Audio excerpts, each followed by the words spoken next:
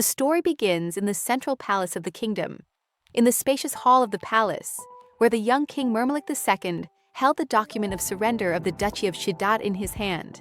He glanced at the stern faces of the knights, who had not yet managed to hide their pride in their victory. The king noted that even his father could not have achieved such a feat. Now the kingdom's borders extended beyond the rich Halrik mine. For him, this was not just an achievement, but the fulfillment of a long-held dream. His calm, almost melodious praise sounded as if, with this sigh, a long, exhausting war had come to an end. The king noted with a sneer that he enjoyed thinking about what reward to give them. His words sounded less like praise and more like mockery. The king asked with a smile whether the heir to the Chladni family had not reached marriageable age during the war. The Margrave was surprised by this question. The king continued to talk about how the royal family must take responsibility. And again, he asked how old he was. The Margrave replied with difficulty that Eric was 24 years old. The young man's age was perfect for the king's plan. And then the decision was announced. The king intended to marry his younger sister to Eric. He spoke of her with ostentatious tenderness, emphasizing that he cherished her above all else. The Margrave froze in confusion. The hidden princess, whom no one had seen and who was already considered dead, suddenly became a prize. The Margrave is shocked by what is happening. The king gives the order to bring his beloved sister, Princess Misa Eskilir. When Misa finally appeared, all eyes turned to her. But no one was prepared for what they saw. With timid and awkward steps, the girl entered the hall. She wore a simple white dress, devoid of royal grandeur and adornments. Misa did not look like a princess at all. Eric was struck by her exhausted appearance. He did not expect to see the princess like this. Her eyes were empty, as if life itself had died in them. The king introduced the princess as a shy girl and called her over to him. Only timid sounds escaped the princess's lips. She looked as if she did not understand where she was. Her weakened legs gave way, and she fell to the floor with a crash. The king said that the princess was feeling a little unwell and asked for understanding. There was a hint of mockery in his eyes. Then the king said to Misa, in a feigned gentle tone, to stand up. The Margrave hastened to greet the princess, assuring her of his loyalty. Eric also hastened to greet his future wife. He bowed before the king and said that he would do everything in his power not to disgrace her or the king. To which the king replied that he should take a good look at the woman who was to become his wife. Summoning his strength, he walked toward the princess. Approaching her, he knelt on one knee before Misa, who was still sitting on the cold floor. Then he gently took her hand and said that it was an honor for him to serve her. However, Misa fearfully pulled her hand away. Eric was surprised by this reaction. He saw indescribable fear in her eyes. The king casually told Misa not to behave like that in front of her future husband. The princess approached the king and knelt down beside him. The king told her to apologize, but instead the princess made an incoherent sound. So, in an instant, the reward for Chladni's unwavering loyalty was a princess whose behavior caused alarm and shame. The Margrave and his wife sat in the carriage, enveloped in silence. However, behind the silence lay a growing fury against the king, despite the victory in the war, where the Chladni undoubtedly became heroes. But the king did not like this. So, he came up with this marriage to retain power and weaken the influence of the Chladni. As a reward for the unwavering loyalty of the Chladni family, all they got was a sick princess. The Margrave was furious, but they had no choice but to obey the king's order.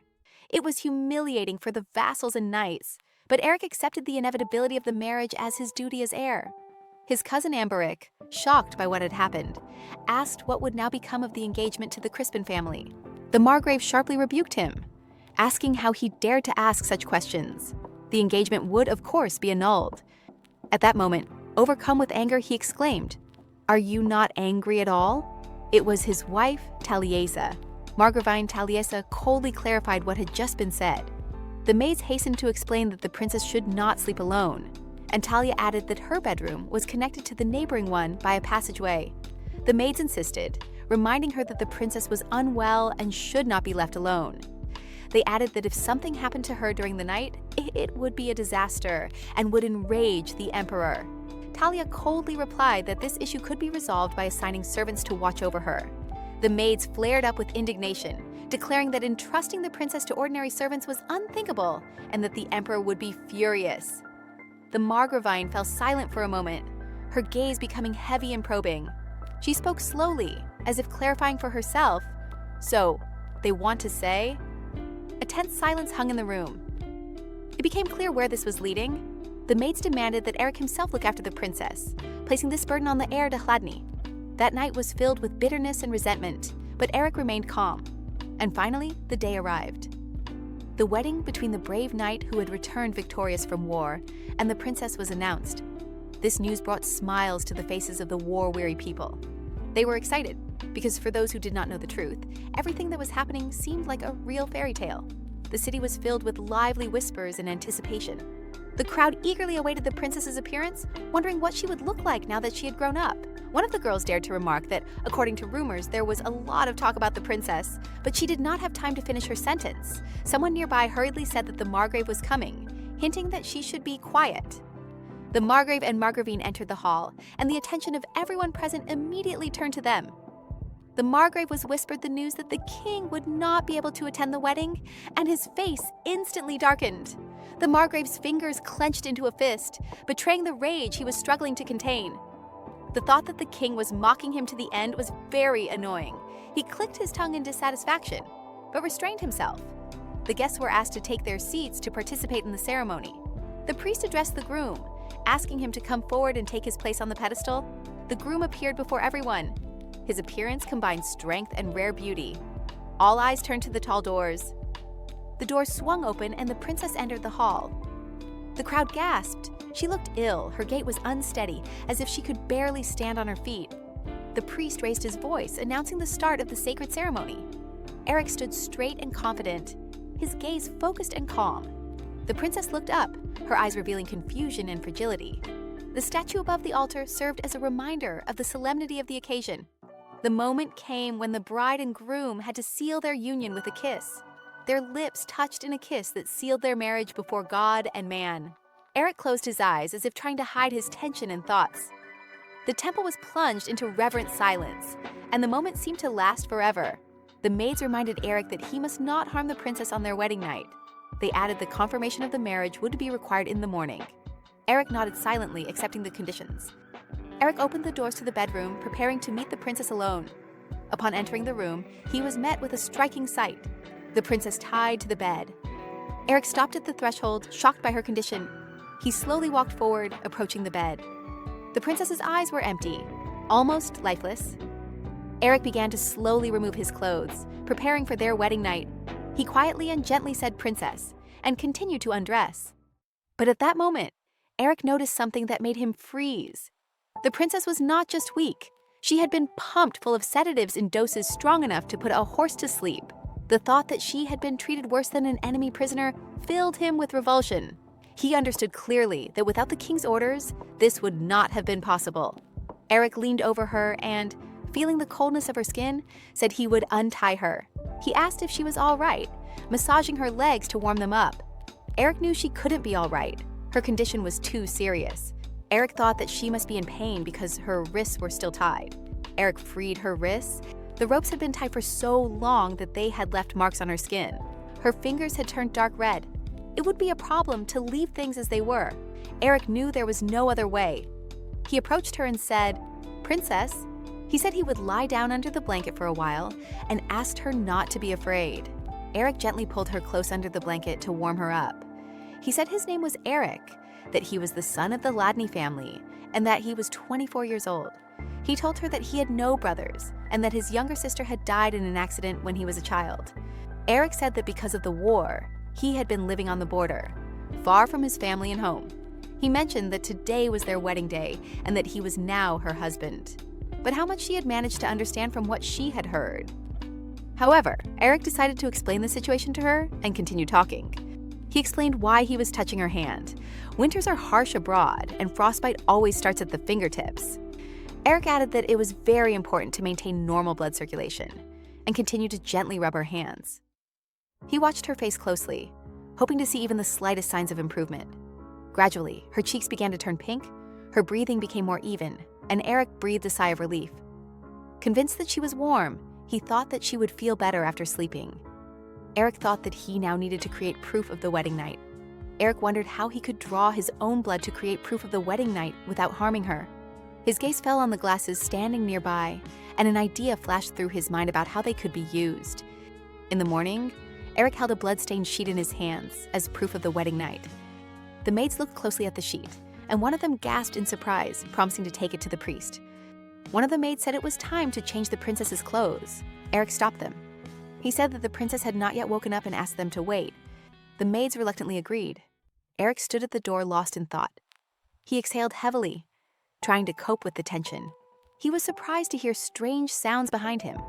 Eric turned around and saw the princess chewing on her outer garment with childlike innocence. She continued to pull the fabric into her mouth as if it were food. Eric told her it was inedible. Eric noticed that she must be hungry and asked her to be patient for a little while. He gently called out to her, addressing her as princess. Eric showed her the food, checking to see if it would interest her. The princess looked up uncertainly and reached for the food. She cautiously took a piece and hesitantly brought it to her mouth. Something resembling surprise flashed across Eric's face. She took a bite and cautiously tasted it. Eric watched her, his gaze softening. The princess ate slowly, as if every bite were new to her. He was glad she liked it. The setting sun painted the sky, and the majestic castle towered in the distance. That was where Eric was to take the princess. Eric returned home with the princess. His parents greeted them at the entrance silently and sternly. Eric quietly introduced the princess as his wife. Eric's father said that his son was tired and should rest first. The princess suddenly reached for the stone statue at the entrance, trying to climb on it. Eric immediately picked her up, preventing her from falling. The Margrave watched the scene with irritation, his face contorted with anger. Eric held the princess tightly in his arms. She looked confused and defenseless. The servants gathered nearby, watching them and whispering. Eric said he would take care of the princess himself, telling the servants to rest and unpack the luggage. The maids exchanged sly glances, not hiding their mockery. Eric addressed the butler, who responded respectfully. Eric said that from that day on, the princess was a member of their family and asked them to take good care of her, as she was not in good health. The butler replied that everything would be done and asked him not to worry. Eric carried the princess into the house, while his mother, Talisa, watched them silently. Talisa stood with her arms crossed, her gaze stern and cold. The table was set for dinner in the hall. The Hladny family sat silently at the table, the atmosphere tense. Eric told the maids that he would take care of her himself during dinner and that they could rest. The maids replied that everything was fine, as incidents often occurred with the princess during meals. Eric frowned, noticing a hostile gleam in the maid's eyes, even though her words sounded polite. Eric asked if there was any food that the princess preferred or disliked. The servant replied that she could eat anything. Eric turned to the princess and gently suggested that she try one of the dishes. The princess obediently opened her mouth, but her gaze remained vacant. Eric watched her reaction closely, his eyes betraying his anxiety. The princess pretended to eat, but her movements were uncertain and tense. Suddenly, she spat out her food, splattering it across the table. Eric was stunned by her reaction. The princess screamed, and Eric, holding her back, quietly asked her to calm down. He tried to ask if she didn't like the food, but she responded with another hysterical scream. Eric concluded that the princess needed to rest and compose herself. The maids bowed, confirming that they understood his instructions. Eric stood up with the princess, preparing to lead her away from the table. Eric's parents watched the scene unfold with cold expressions on their faces. Eric's father sighed heavily, clearly suppressing his irritation. Eric's father, so that no one could overhear them, turned to his wife in sign language, asking if it was worth keeping the princess alive at all. Talia responded to him in sign language as well. If they killed the princess, they would die too. Eric just raised his eyebrows quietly. The kingdom of Esquilier had long been ruled by three great families. They were called the pillars of the state. The Salakez family was responsible for internal order and stability. The Crispin family protected the capital's security. The Hladny family defended the country's external borders and army. All three families had enormous influence over the army and the state's defense. The previous king's wives were from these families, which strengthened the union. But the current ruler, Mermalik II, rejected tradition. Under the pretext of restoring royal power, the Salakez family was destroyed by Mermalik II himself. Not satisfied with this, he began to oppress the two remaining families, who could no longer tolerate his pressure. The families concluded a secret agreement on the succession to the throne and decided to raise an uprising immediately after the end of the war. But the plan did not go as expected. The Hladny family won major victories and won the sympathy of the people, who were tired of tyranny. The king could no longer ignore this. The Margrave clenched his fist, struggling to contain his rage at what was happening. Taliesa remained coldly calm, while the butler waited attentively for her orders. Taliesin reminded him that not long ago, the princess had been fine, and her current condition was a result of the turmoil in the kingdom. The Margrave added irritably that the vassals were already proposing to replace Eric with Amberic. He emphasized that the heir to the family could always be changed, making it clear that Eric's position was precarious. The Margrave called the princess insane, which made Eric's position even more fragile. Eric remained silent, not objecting, and his silence only increased the tension at the table. The conversation turned to Grand Duke Hagael, whose decision everyone was waiting for, but the Margrave was annoyed by his slowness. His words were tinged with mockery, questioning Hagel's intelligence and determination. It was noted that Hagel was the king's cousin and the only living member of the dynasty besides the princess, so without his consent, the coup would not be recognized as legitimate. He had been crippled in a supposed accident. Now he could not have children. His life was nearing its end. The Margrave lost his temper, exclaiming that nothing was going according to plan. In a rage, he cursed. Talia coldly remarked that he could not even control himself. The Margravine asked Eric what he thought about uniting the two families through marriage. Eric calmly remarked that it was impossible from the start. With the king still alive, the wedding would only attract attention. He added that without a clear heir to the throne, it would take many years to convince the nobility. The Margravine agreed with his reasoning. She emphasized that the years spent on the battlefield had dulled his political instincts. The Margravine said that in a situation that even a young man like Eric could understand, the Margrave was proposing to kill this child. She added that they needed to assess the whole situation first. She coldly remarked that Eric always remains himself, until even the maids criticize him. Talia called the princess this child. She asked her son to try not to get attached to her. Eric listened silently, hiding his confusion behind an outward calm. The Margravine coldly remarks that male affection is superficial. If kindness comes at a price, it is better not to show it. She sums up her thoughts and tells him not to torment the poor child. Night falls over the mansion, and the words spoken at the table dissolve into silence. Lonely footsteps echo in the deserted corridor. Eric wondered anxiously if even his mother wanted to get rid of the princess. He recalled the previous night with the princess. Strange feelings enveloped him. He felt very sorry for her, and he did not want a bad fate for her. On his way to his bedroom, Eric heard a noise coming from the bedroom. These were the voices of the maids who were treating the princess harshly. Eric stopped. The maids were shouting and scolding the girl. They said that she was too restless and strong today, apparently because she had eaten too much. The maids brazenly discussed the Margrave and his family. But at that moment, Eric's voice suddenly rang out. He had heard only a little, but it was enough to stop the circus. He said that he would take care of the princess himself from now on. Eric could only guess how she had been treated before. He praised them and let them go. Their eyes showed open hostility. They hurriedly left the room, saying they would come in the morning to wake the princess. Silence hung in the room. Miesa sat on the edge of the bed and stroked her hair. Eric said that his wife was in a good mood today. He approached her and sat down next to her. He explained that it was a country estate and that from now on she would be traveling back and forth between this estate and the Hladny territory. He said he hoped she would like it. He asked her about her discomfort, but paused, thinking about their meeting with their eyes. But she quickly lost interest. Something else bothered him. Didn't she have any other clothes? Why on earth is the princess dressed like that? He was confused. Her clothes resembled prison garb. Misa raised her head and her gaze met Eric's. The princess's face was very beautiful and sweet. Eric was struck by her beauty. His heart began to beat faster. They moved closer to each other, wanting to passionately merge their lips in a hot kiss. But wait! The princess began to play with her lips childishly and spit. It seemed that only Eric wanted to kiss her. Returning to reality, Eric gently told his wife that she shouldn't spit in people's faces. He told her to go to bed and rest, and that he would finish his work and go to bed too. He felt uncomfortable about his thoughts. He left, telling her to call him if she needed anything. Misa whispered something quietly after him. Moonlight filled the room with its light. Eric and Misa were already asleep.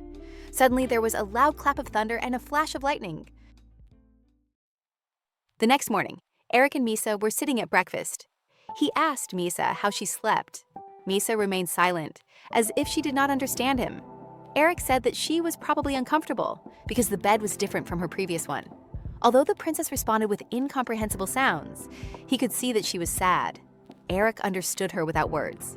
Her complexion was worse than usual, although she had looked normal before going to bed. Eric asked her to eat something, even if she had no appetite. But the princess decided to dip her hands in the soup. She squeezed the pieces of meat tightly and squeezed them, and then she put them in her mouth. Eric was shocked by his wife's behavior. Despite what was happening, he remained calm and patient. After the princess's arrival at the mansion, several days passed at a frantic pace. After Eric's wedding, the atmosphere in the estate changed. Here is our handsome Eric. Everyone greeted their captain, but it seemed that everyone wanted to say something, and the atmosphere was tense. Noticing this, Eric asked them if their training for the day was over. If not, why were they standing there? In the evenings, things were not going well at the estate either. For some reason, Margrave Hladny began to avoid family dinners. Lady Hladny expressed her dissatisfaction, saying that he couldn't control his emotions. And the vassals of the Hladny estate were completely at a loss. But no one dared to say anything openly to Eric. He always appeared calm and unshakable, as if nothing had happened. After finishing his training, Eric asked where his wife was. The butler replied that she was in her study. The answer did not surprise him in the least. Eric opened the door slightly. The maids were sitting on the floor, cheerfully discussing something. They were talking about the princess, who apparently liked it here very much since she was sleeping so soundly. They were worried about whether it was okay for the princess to sleep on their clothes. After all, the maids wore them. The maids were delighted with the color of the princess's hair. Even gold was not as beautiful as her hair. They were touched by her. At that moment, Eric entered the room. Upon entering, he inquired about the two maids. It turned out that they had left again. Therefore, these lovely maids were looking after the princess. Eric praised them for their work and proceeded to Misa.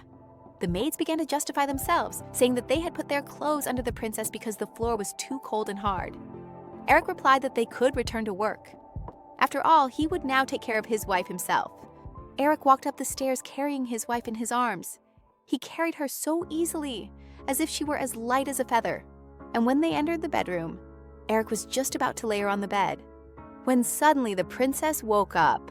She didn't like not having solid ground under her feet. She began to cry and struggle in discontent. Eric asked her to wait a little longer.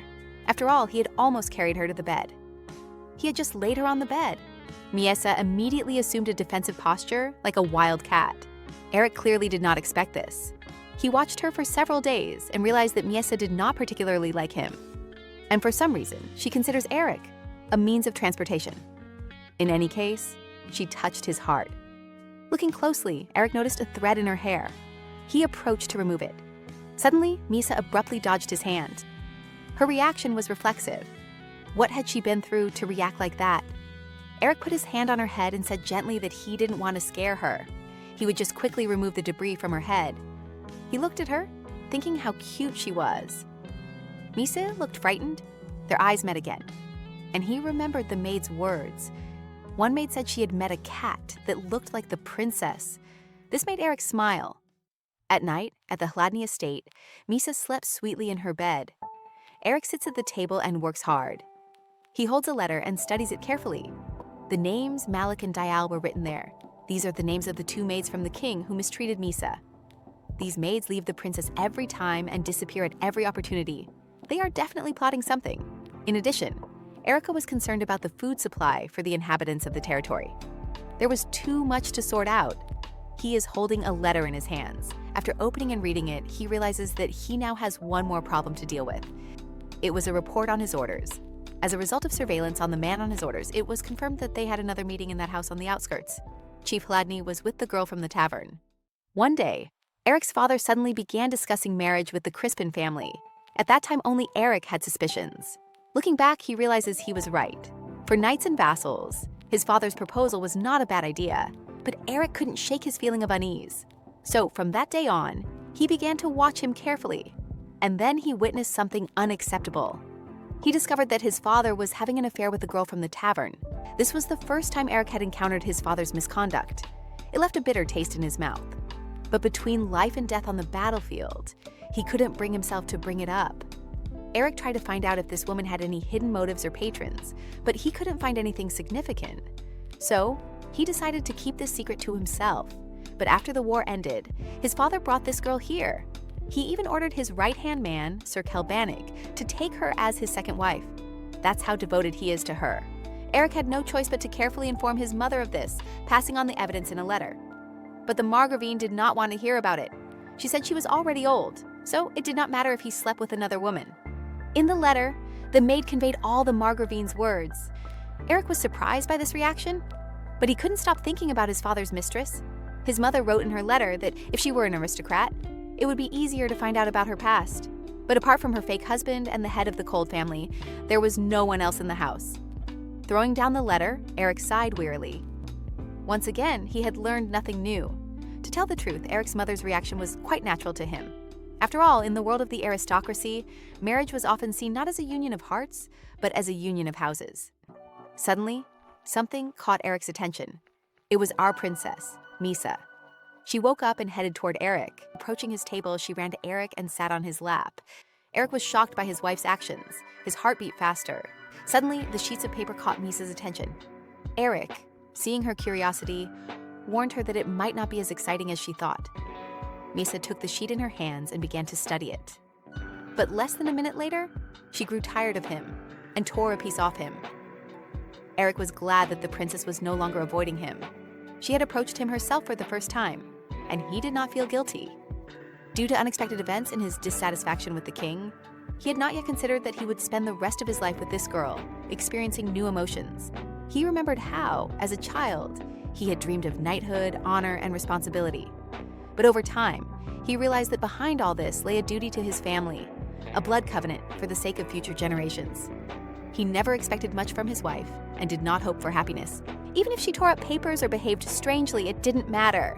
Eric no longer had high hopes for his relationship with women, but now when she reached for his documents, he gently stopped her, asking her not to tear them up.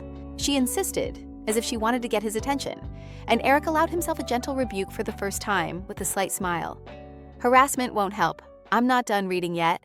The next morning, Margravine Taliesa and her maid were sitting in the room. She told her mistress that it was almost March, and that perhaps they should prepare a large brazier in the greenhouse for the upcoming concert. Taliesa agreed with her idea. She said to start preparations early, as this year was colder than usual. At that moment, Princess Miesa and her maid entered the room. The Margravine did not expect such an encounter.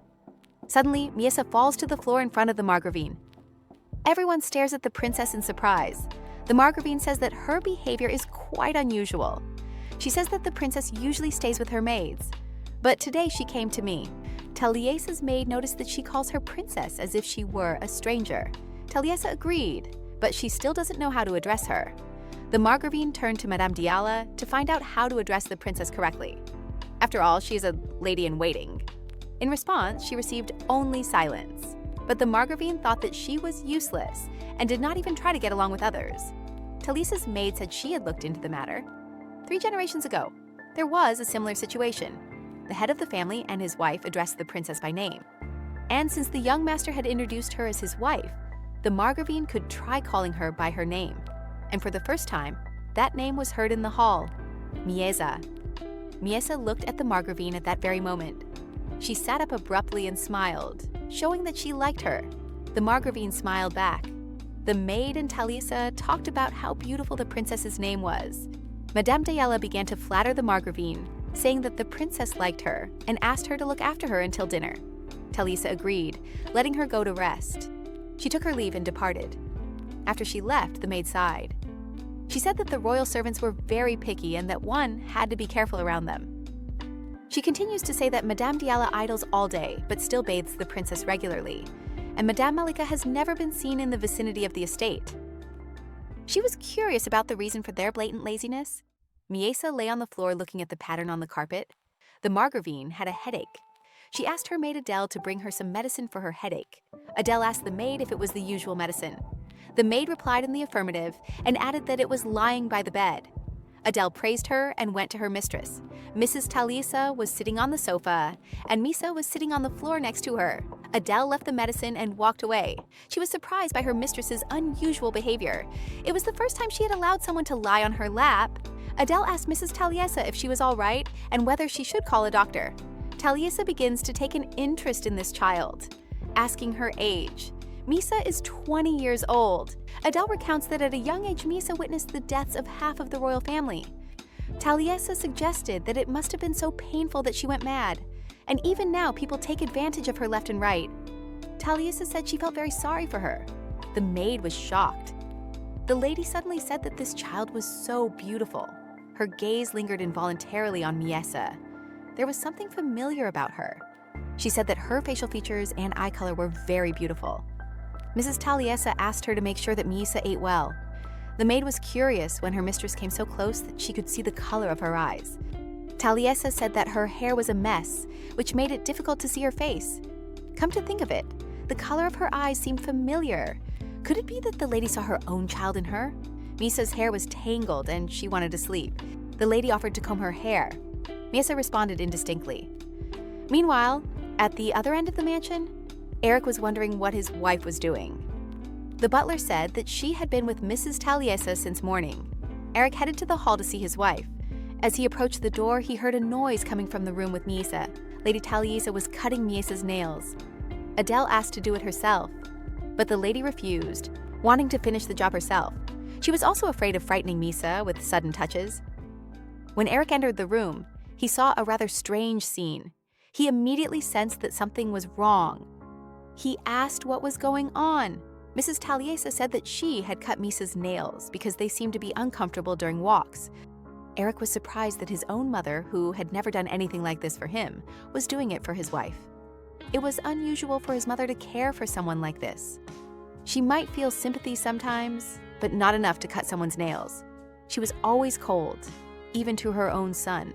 But now she's looking at the princess with a tenderness that's hard to believe. She had that expression on her face for only one person, for Eric's younger sister, Rosie. Could it be that his mother is projecting her memories of Rosie onto Misa? Eric came closer and said he would cut Misa's nails himself. His mother refused, saying she would finish it herself. Eric took the scissors and said he would finish it himself. The reason for Eric's growing concern was his mother's behavior on the day of Rosie's death. Did he have the right to interfere? He took her foot and began to cut Misa's nails. Misa lay quietly, surrounded by people praising her for her behavior. She whispered something. Adele turned around, sensing something was wrong. Misa's expression was very sweet and angry at the same time. She felt something strange. She was uncomfortable. Adele thought she didn't look very well. An idea had already formed in her head. She put the cookie in the unhappy princess's mouth, surprising everyone around her with her decision. Eric asked her what she had just done. Adele replied that she thought the princess was uncomfortable. She used to calm down when she gave her sweets. Apparently, the princess really likes sweets. Eric understood and continued cutting her nails. Eric's mother looked at Misa and commented on how neatly she was eating, how she was taking small bites. She said she was glad to see that the princess was eating well. At dinner that evening, Eric took care of his wife by feeding her with a spoon. He taught her not to swallow everything at once. He wondered what his mother had seen that reminded her of Rosie. Was it the color of her eyes, which was similar to Rosie's? But if it was the color of her eyes, then there was also his cousin Amberic. However, his mother had never treated him in a special way. The butler entered, carrying a roasted quail. He apologized for the delay in serving. Eric told him to leave it and go away. Eric thought about how the princess behaved calmly when they were alone. This dish was not too difficult to eat. Suddenly, Misa felt ill. She held her head, trying to ease the pain. She made sounds like moans of pain. Eric didn't understand what was wrong. He began to ask her what was wrong. Misa pointed to the plate with the quail. Eric didn't understand the reason, but he knew one thing. She felt sick because of the fried quail. He said he would remove it from the table immediately. He took the dish away and ordered it to be cleared. Eric was angry with the maids because they had said that the princess had no food she disliked. What had happened to her in the past that made her feel sick at the sight of fried poultry? Perhaps she had had a negative experience with quail at the palace? In the morning of the new day, the maids asked the young lady not to lie on the cold floor. But Misa lay there as if she did not understand their words. She did not want to change her position. Then the maids decided to put a blanket under her. Despite being busy, the maids found time to care for the princess. Young maids whispered among themselves. They did not understand her strange behavior, but they felt sorry for her nonetheless. No one was sure how much the young lady understood. Some even whispered that it was strange. After all, Eric had never shown any interest in women before, and now he cared so much about one. But they were quickly silenced, reminded that unnecessary words could cost them their heads. The conversation imperceptibly turned to her clothes. The girls complained that the dresses got dirty quickly, and suddenly one of them suggested making a bib decorated with embroidery for the princess. Others were enthusiastic about the idea, adding floral patterns, embroidering delicate designs especially for her. These simple conversations revealed their unexpected affection for her. They began to see her not as a burden, but as a little lady. Everyone except these 3 maids. Meanwhile, Eric was training outside. He looks at the sun and realizes that lunchtime is long gone. Eric was worried about his wife, wondering if she had eaten well today. Eric headed inside the mansion, worrying along the way that she might not have eaten or been able to play well with the maids. He was also unsure if he could entertain her as well as the maids did. When he met the butler, Eric learned that Misa had fallen into the stream that afternoon, changed her clothes, eaten, and taken a nap. She was now in the maid's workroom. Apparently, the princess saw fish in the stream on her way to the chapel with the lady and accidentally fell in. Since she was with his mother, it couldn't have been very dangerous. He was glad that her day had been eventful. She had been quite busy all day. Eric was leaving when the butler suddenly stopped him. He said that the young lady did not like the chapel very much. Eric was not surprised. After all, Misa gets bored sitting in one place for a long time. At first, she calmly followed the lady. But as soon as they arrived, she began to fidget at the entrance, so she stayed outside until the end of the service. Eric thought that if she had sweets, she would like it there. His heart skipped a beat. Eric made a decision. From now on, there would always be an endless supply of sweets on the tables. The butler understood the order and bowed. At dinner, Eric fed Miesa with a spoon. He said she had a good appetite today. The princess looked energetic at dinner. Eric watched her eat with relief and moved the plates closer to her. He gently encouraged her to try not only meat, but also vegetables. He fed her himself, holding out a piece of food. Just as Misa was about to eat the pieces, one of them suddenly fell. Eric reassured her, saying that everything was fine and that he would give her a new one. Eric apologized and removed the piece from her clothes. Seeing the piece of food in front of her, she began to reach for it to eat. Eric pushed her away, promising to cut off a new piece and explaining that this one was no longer edible. But Misa did not understand what was wrong with the piece that had fallen. She grabbed his hand and ate the piece right off his fingers. Eric was aroused by the surprise. It was the first time he had ever felt such sensations, so he pulled his hand away in surprise. Misa was surprised by his behavior. She clearly did not like this attitude towards her. She grabbed the tablecloth and pulled it, knocking all the food on the table. One of her maids came to the noise. She caught Misa ruining another meal. She took the princess away to bathe and change her clothes, thinking on the way how tiresome it was to spend every meal like this. Left alone, Eric sighed quietly. His fingers still remembered the warmth of her hands, her breath nearby. At night in bed, Eric couldn't sleep. His head was a complete mess. He caught himself feeling this closeness too keenly. Eric admitted to himself, Misa was his wife, but she was like a child, perhaps even incapable of realizing who he was to her. He told himself that he had no right to fall in love with her, convincing his heart of this, although it had long since begun to waver. The Chladni family was preparing for an important event, a poetry evening. Eric asked if it was necessary to attend. Mrs. Taliesa said that everyone there was like hyenas, so they needed to show that everything was fine. For everyone, it was just a cover. The matriarchs were gathering to discuss royal power and the status of their families in a small circle. This time, it was the Chladni family's turn to host the meeting. Therefore, their house had been bustling with activity for several days as they prepared the greenhouse. The fact that the Marquise Crispin and her daughter were expected there caused particular tension. This would be their first meeting since the breakup of their engagement. Mrs. Chladni suggested that Misa take a look at the almost finished greenhouse. She replied vaguely. Eric asked if Misa had had fun today. His mother laughed, saying that he was like his mother asking the nanny about the baby. And yes, Misa had had fun. And since her son was there, why not all go together to see the greenhouse? But Eric refused, saying he had a lot of work to do. And he went out to check on Misa. Looking at his lovely wife, he agreed to come in for a minute. The greenhouse was almost completely ready. Everyone was busy preparing to welcome guests. And here comes the beautiful Miesa, running and admiring the beauty. Everyone was surprised by the princess, as many were seeing her for the first time. While Madame Chladni was busy with organizational matters, Miesa was free to walk around and look at the flowers. Eric thought she was very cute, comparing her to a small child or an animal. Her presence, despite all the difficulties, calms him. 2 maids approached the princess from behind, wanting to show her a beautiful bird. They asked why she no longer came to the workroom. She said that they were always waiting for her. Turning around, Misa turned pale as a ghost. There was indescribable fear and horror in her eyes. Images from the past flashed before her eyes. Suddenly, the bird spoke to Miesa, saying that her mother had made a mistake. The bird continued to talk about the punishment for those who make mistakes. Miesa trembled, her eyes wide open, as if she had encountered death itself. The bird said that this was why her mother was now. And before finishing, the bird screamed. At that moment, Misa screamed and collapsed to the ground.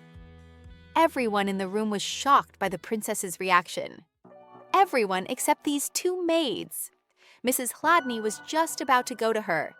Suddenly, Eric burst into the hall and ran to Misa, shouting her name. He hugged his wife around the shoulders and asked if she was okay. No one around understood what had happened. She jumped into Eric's arms, and only when she was close to him did her cries begin to subside. She did not let go of Eric and was shaking violently. Eric tried to understand what had caused her fear. Suddenly, one of the royal servants said that the princess was afraid of birds. Madame Hladny said that it was not just a fear of birds. And anyway, was it really necessary to mention this earlier? Adele intervened and supported Mrs. Taliesa, scolding them for their irresponsibility. Malika excused herself, saying that she had forgotten to mention it because she already had so many things to worry about. They forgot to mention just one thing, and they made such a fuss about it. Tension hung in the air. Adele wanted to argue but didn't. The Margravine was furious at the insolent maid's words. Eric did not argue. He just got up, holding Misa in his arms, and said firmly that he would take his wife away and calm her down. Misa cried bitterly, her memories of the past probably very frightening and terrible. Eric whispered quietly, "From now on, there will be no more birds. Not on the table, not in the greenhouse." His voice was firm, like an oath, and only then did her breathing become more even. Misa tugged at his sleeve, pointing toward the garden. Eric hesitated, because there might be birds there too, but she stubbornly pulled him onward, and Eric agreed. Eric wiped Misa's tears, calming her with the promise that if a bird flew in, he would chase it away. His voice was softer than ever before. Eric quietly added that if she fell asleep, he would carry her to the bedroom. Misa closed her eyes and immediately fell into a deep sleep. At that moment, someone approached them. His light footsteps disturbed the fragile calm. He smiled as he looked at Eric with Misa in his arms and remarked with a slight sneer that they looked very closely. Amberic kept asking about his wife. Eric frowned and sharply told his cousin to disappear, fearing that his wife would wake up. He just smiled, noticing that the couple seemed too close. Amberic said that rumors were spreading around the house. Eric tensed at these words. Amberic warned that his father wanted to make him his heir, which is why he always curried favor with other family members. Therefore, one cannot take the rumors spreading outside lightly. According to him, a maid named Bina and another servant were spreading false stories about their family. But he himself never wanted to be the heir. He preferred freedom. Amberic had always supported Eric since the days of battle, when they trusted each other with their lives. That is why he had long supported Eric in his struggle against his father. Eric thanked his cousin for the information. Amberic smiled and said that thanks to him, his last days had been happy. But he was curious about how true all the rumors about Eric and his wife were. He asked directly if he had really been struck down by his wife. After all, they say that Eric personally cut her nails. To which Eric replied that he couldn't stand by while his mother did it. But Amberic was shocked. Wasn't that too strange? Eric asked what he meant. He had heard that his wife's feet never touched the floor because Eric was always carrying her in his arms. Eric replied that he was only helping Miesa because she had difficulty walking. Or did Amberic expect him to carry her around like the maids did at the ceremony? Amberic knew Eric quite well, even considering all the responsibility he had for the Hladny household. It all seemed excessive to him. Amberic did not understand the reasons for such an attitude towards this woman. Hearing the rumors, he thought that Eric was simply playing a role to deceive the king. But since the king was not there, what was the point of this charade? Did he really want to live with such a woman? Eric told him to shut up. Amberic couldn't understand what was going on in his head. After all, it would be more logical to get rid of her as soon as possible. After all, Eric was about to marry Lacana Crispin when misfortune struck in the form of this princess. But Eric didn't want to hear any more of this. And for now, her arrival was only benefiting his family, and the king would leave them alone for a while. There was nothing better than this right now. It was an inevitable but better choice. Eric's words sounded weary, making it clear that he viewed this marriage as a necessity rather than a curse. However, he added that she doesn't even know whose lap she is sitting on. Should we make her even more miserable? His words sounded so gentle that his cousin just shrugged. But this simple phrase clearly showed that Eric did not see Misa as a burden, but rather as a creature in need of protection. A few days later, the poetry evening arrived. All the ladies of the kingdom, including the Crispin family mother and daughter, gathered in the greenhouse of the Ladny house. After all the guests had arrived in the greenhouse, Eric and Miesa arrived briefly to greet everyone.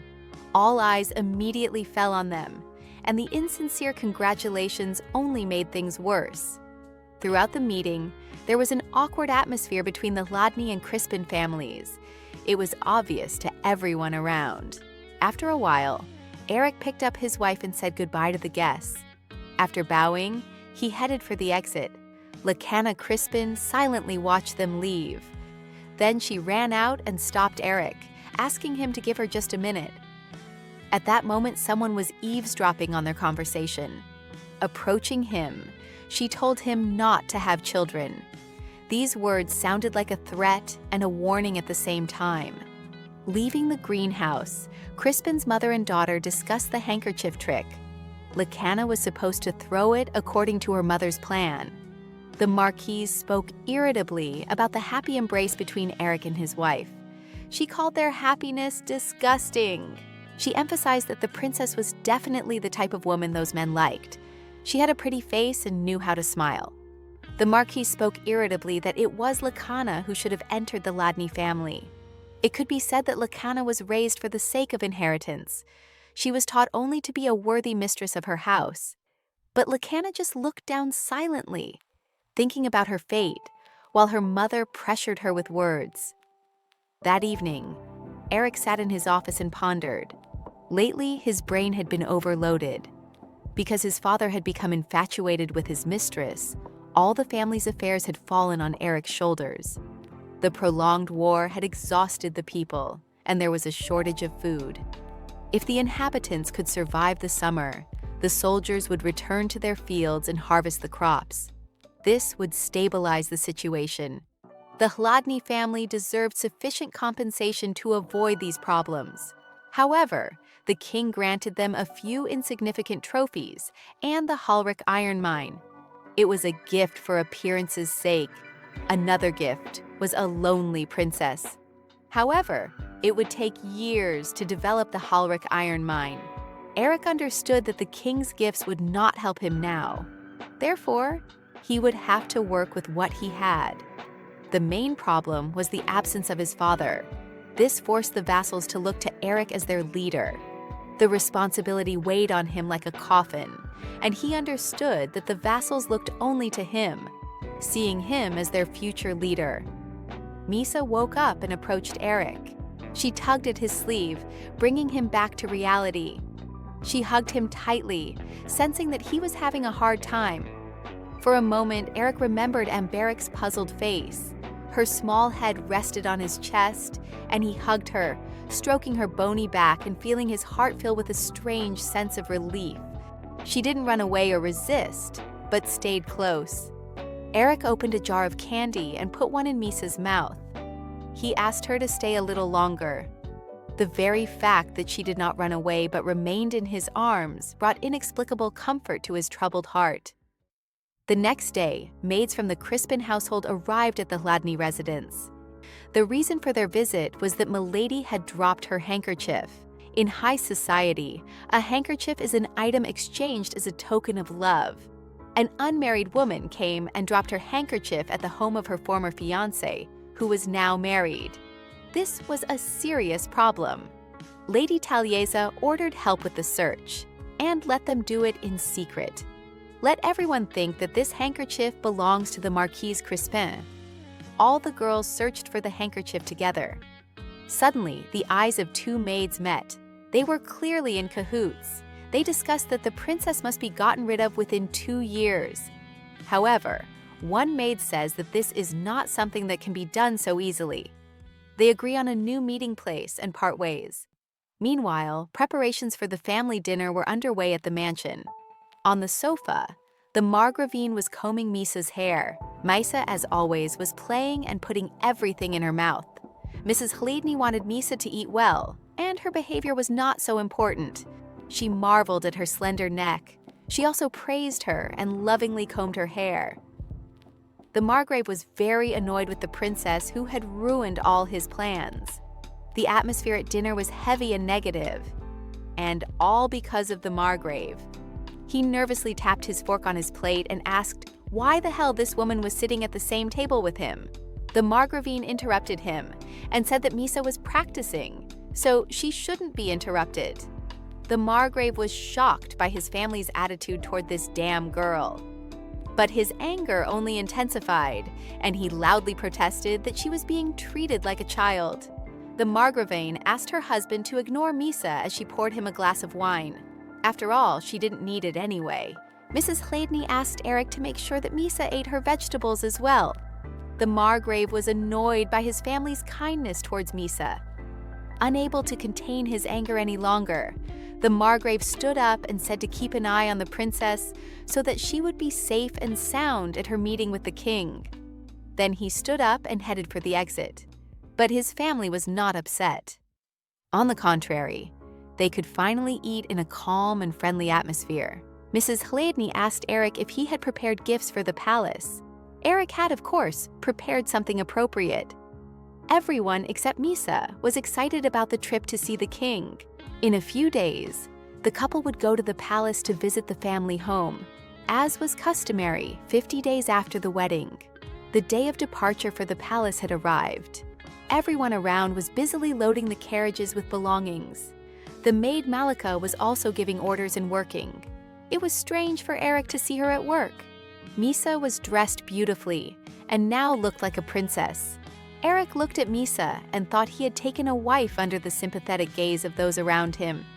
But in reality, such a wife turned out to be not so bad. Eric leaned over to Misa and asked her gently if she knew his name. In response, Misa just looked embarrassed. She may not know who he is, but for Eric, having someone to protect fills his life with meaning. Misa looked at Eric, and he reassured her that everything was fine. He had just asked in case. Madame Malika joined them in the carriage, and they set off. When the carriage entered the capital, Eric became particularly focused. The marble walls of the palace gleamed, but they were imbued with the blood of the past. Heads had once rolled here, and each slab held the memory of death. He held his wife's hand and scanned the corridors intently, as if expecting danger around every corner. Eric recalled, 20 years ago, the king ascended the throne with the support of his mother's family, the Salakez. But 12 years ago, his actions changed dramatically. The floors in the central hall were perpetually covered in blood. No sooner had the blood been cleaned up than another head rolled across the floor.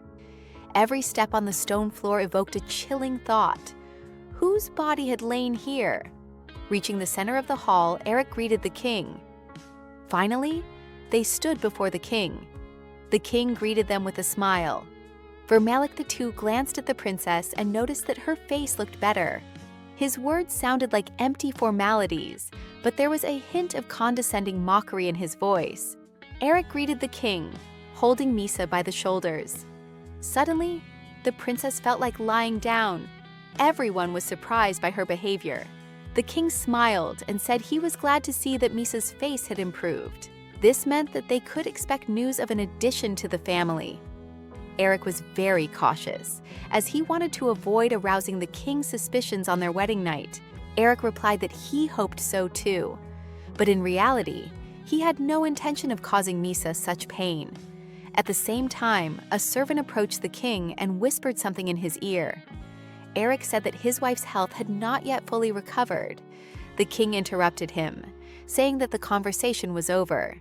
He was not here to talk about the monkey's health. The servant continued to whisper something to the king. The maid said that the bed was covered in blood after the first wedding night. However, when they came to wash the princess, they found that she was completely unharmed down below. Eric was confused because he had planned everything so well. According to the maids, the bed remained untouched, just as untouched as the princess's body. The king rose from his throne and approached Eric. He asked Eric why he had done nothing. The king wondered whether Eric really did not want an heir with royal blood. An oppressive atmosphere formed around them. The king questioned Eric, trying to find out the reason. But Eric denied everything. He couldn't even suggest that the maids would report such details. Hearing the answer, the king smiled. It was as if a malicious plan had formed in his head. He patted Eric on the shoulder and said that he had disgraced the royal family by holding his wedding in Hladny, and this despite the fact that his wife was such a lovely princess. Suddenly the king exclaimed as if he had understood something. He asked if this could be a rebellion against the royal family. Eric's heart stopped for a moment. His hand clenched tightly into a fist. Once the king mentioned rebellion, there was no way out. If Eric's life was in danger, there was no way his parents would be safe. The same fate awaited the other followers of House Hladny. Eric took only 17 knights with him to the capital. They would be no match for the royal guard and the city's defenses. Eric's thoughts were interrupted by the king's voice calling Misa to him. Misa obediently followed the king on her knees. The king took pity on her and stroked her head. Then he asked her to answer his question. He then asked her if her husband had undressed her that night. The princess replied with something indistinct and began to examine his shoes. Suddenly, the king grabbed Misa by the hair and pulled her toward him. She screamed in pain. Eric was furious at this treatment of her, but the king was also angry because he had not received an answer. Eric asked him to let her go first, but the king did not listen and asked his question again. Gritting her teeth in pain, Misa said that she was hurt. Those around them were shocked by what was happening. Misa said that she was hurt and pointed to the place where it hurt. And then she began to tell and show what Eric had done to her that night. Eric was shocked because he hadn't done anything like that to her. And besides, she had learned to speak, or she was pretending. Suddenly, the king interrupted Misa. He said with disgust that he did not wish to hear any more about his sister's love affairs. Then he kicked her away from him. The king said that was enough, and that Eric could take it away. Misa barely managed to keep herself from falling face down. Eric immediately ran to her to make sure she was okay. Eric was shocked by what he saw, his teeth clenched with anger at the king. Eric hugged Misa, trying to calm her as she trembled with fear. On the way back, Misa slept soundly in Eric's arms. At the Hladny estate, they were met by the butler and several maids. Eric lifted his wife and told them that he would take care of her himself. He also ordered no one to enter the second floor of the West Wing. And for this, let them bring Callan, for it is he who will guard the second floor. The maid was surprised by the young master's order. On the way to the bedroom, Misa woke up and suddenly screamed, muttering something about ants. Callan, one of Cold's knights and Eric's right-hand man, entered the room. He greeted the commander. Eric asked if he had been told everything. He also told Callan to make sure that no one approached the room today, and to let him know if anything happened. Callan replied that he understood. Reaching the bed, Eric laid Miesu down and said that now they were alone. Eric grabbed her wrists and sat on top of her. He said that now no one would hear them. Whether she cried or screamed, it didn't matter. No one would come. And now that no one could hear them, she should say something. After all, Eric now knew that she could speak. Miesa clearly understood his words, but instead of answering, she smiled. Eric already knows her secret, so why all this pretense? He didn't understand it. He gently took Misa's hands and said that he was very patient. He began to ask how long she planned to keep pretending. What if he hadn't found out? Would she have continued to fool him? He wanted to ask her how she felt about him, but Miesa interrupted him, calling him dear. She repeated his mother's words, asking him not to pay attention to Miesa because in any case, it was useless. Eric was confused. Had she really heard everything? For a moment, he couldn't believe his ears. Eric asked her why she was acting this way, to which Miesa replied with a strange phrase, in a tone that was somehow familiar, firm, yet elegant at the same time. What's more, the words also seemed somehow familiar. Despite her unkind face and relaxed voice, her hands trembled slightly. In that moment, Eric realized his mistake. He got up from her and apologized, saying he didn't want to pressure her. It was hard for him to believe the truth. What thoughts had been going through her little head all this time? According to rumors, Miesa witnessed her mother's death at the age of 8. After that, she saw the king kill all her half-brothers and sisters. In order to survive, she chose to be crazy, and she had to endure contempt and ridicule. She was treated worse than an animal. Thinking about how Miesa had lived all these years, Eric was speechless. He wanted to calm her down and comfort her, but he didn't know how to do it. Eric understood that superficial words would not help her. He wanted to say something to her, but his tongue would not obey him. The next morning, the servants came to wake Miesa and Eric. The royal maid also came, and clearly not just for any reason.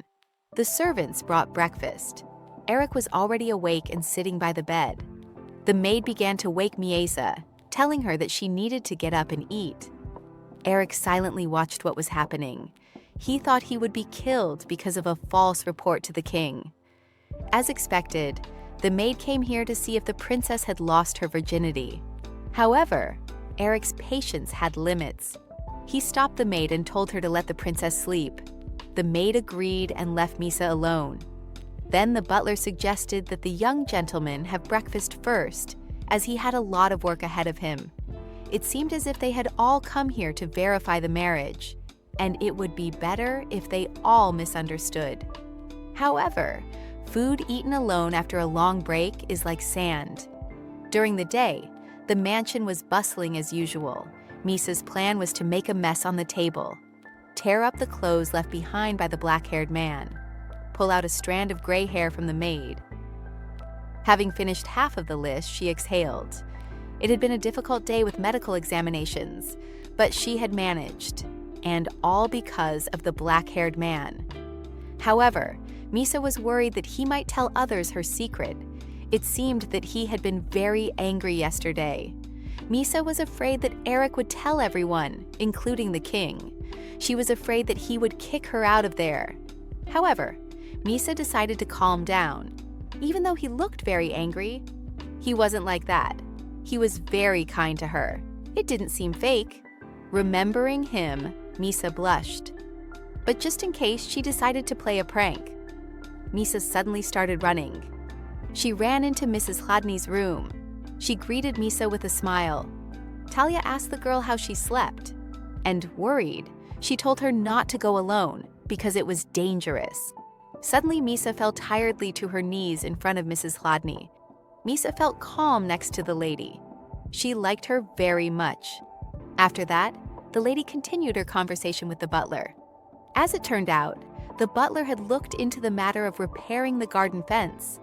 He suggested using cheaper Meijo wood, which cost 2 gold coins per board. Miesa listened carefully to what they were saying. She remembered that the palace garden used wood supplied from the southern islands. It was 5 times more expensive. Miesa wondered if importing materials was too expensive for this house. However, she had only been to the royal palace and Celia's palace, so she didn't know much. The Rogenton dairy farm had recently started producing cheese and butter. Therefore, the butler brought butter. It is expensive, but high quality. Therefore, there is not much of it. The butter costs 20 silver coins for one piece. Miesa was surprised at such a low price. According to the maid, a bag of flour cost 20 silver coins, so this small piece of butter cost as much as a sack of flour. The black-haired man was worried about food for the people, and if they are short of money, they should stock up on flour. Mrs. Hladny was happy that Miesa was eating well, so she asked to order 5 more pieces of this butter. While Miesa was chewing the butter, she began to calculate in her mind how many silver coins it was worth. Miesa couldn't understand why the black-haired man and the ladies were happy to see her just eating. But regardless of the reason, this kindness couldn't be meant for her. In this world, no one would do such a thing for a plague-ridden princess. In the evening at sunset, Eric came for his wife, but she didn't want to go to him. She didn't usually behave like this. Miesa made strange noises, seeking refuge from this man in the eyes of her mistress. However, Eric grabbed Miesa by the waist and lifted her up. He whispered that it would be better if she remained calm. Eric did not tell anyone about what had happened yesterday. At dinner that night, when they were alone, Eric asked if she could eat by herself. Miesa looked at him with displeasure, as she had thought. She didn't like him at all. She wondered why everything was so formal. The servants knew she ate with her hands. They were so inefficient in this house. Miesa hadn't held cutlery in her hands for about 10 years. Shaking a little, she began to eat. Her hands weren't strong enough to hold them. As Eric thought she was doing well, Miesa was puzzled as to where it was good. She dropped her fork, thinking what a strange man he was. Then she started eating with her hands like a mad woman. Eric was surprised by her decision. He looked at her and asked what was wrong. Miesa licked her fingers and thought that it was all so that she wouldn't be exposed. But she didn't tell him that out loud. She thought that the servants might suspect something and complicate matters. At the same time, she licked the sauce off her hand in a sexy way. Suddenly, she noticed Eric's strange behavior. He was bright red. Burning with embarrassment, he covered his face with his hand and asked Miesa to stop. Miesa didn't understand what was going on. She thought that maybe he was angry with her. Eric suddenly stood up and moved closer to Miesa. It wasn't the first time Miesa had behaved this way, so she didn't understand the reason for his anger. Suddenly, Eric lifted her face and told her to look at him. Then he wiped her face with a napkin. Embarrassed, Miesa thought that he wasn't completely stupid. He asked for her hand and wiped it carefully. Miesa was embarrassed by such care. After the meal was over, the maids came to clear the table. Eric stood at the entrance to the bathroom, where Miesa was now being bathed. The maid poured ice-cold water on the princess and asked why she had never been sick. She said it would be good for her to rest in comfort for a few days. Miesa agreed with her. It was also beneficial for her to be crippled. By the way, Eric usually bathed her. Why did she personally come to humiliate the princess today? Suddenly, Miesa grabbed the maid by the hair, causing her to scream in pain. The maid was furious. She grabbed Miesa by the hair and began to drown her in the bathtub. Suddenly, Eric's voice rang out, asking what was going on. The maid began to explain that the princess had suddenly become capricious. While washing herself, she sometimes injured herself. That is why the maid decided to wash her. Miesa was furious at the blatant lie from this old witch. The maid asked him to leave so she could finish, but Eric said he would finish it himself. The maid objected, saying that it was indecent. Eric replied that as her husband, it was more appropriate for him to do it. The maid warned that washing her would not be easy. She described the sequence of washing, shampooing the hair, applying oil to the ends, drying it, and applying cream to the body. But it was all a lie. She usually washed the princess's body roughly with soap, although she was bathed more harshly at the palace than here. Eric convinces the maid to leave, which she eventually agrees to. As she leaves, she looks at the princess with displeasure. Left alone, Eric thought that he had managed to get rid of the maid. But what about the princess? He asked Miesa if she could wash herself, but Miesa could not deviate from her image as a madwoman. Therefore, she could not do it herself. Eric looked at the whole situation and said embarrassedly that he understood. Eric went to get the items the maid had shown him. Misa sat there and didn't understand why he was angry again. Then she got up and went to Eric. She understood that getting on his nerves would not be to her advantage. On the contrary, she should cooperate with him. Eric, embarrassed even more, covered his face with his hand and asked what she was doing. However, when he removed his hand, he saw all of Misa's charms hidden under her clothes and her terrifying scars. When Misa first saw his large and intimidating figure, she decided it would be best not to resist his will as much as possible.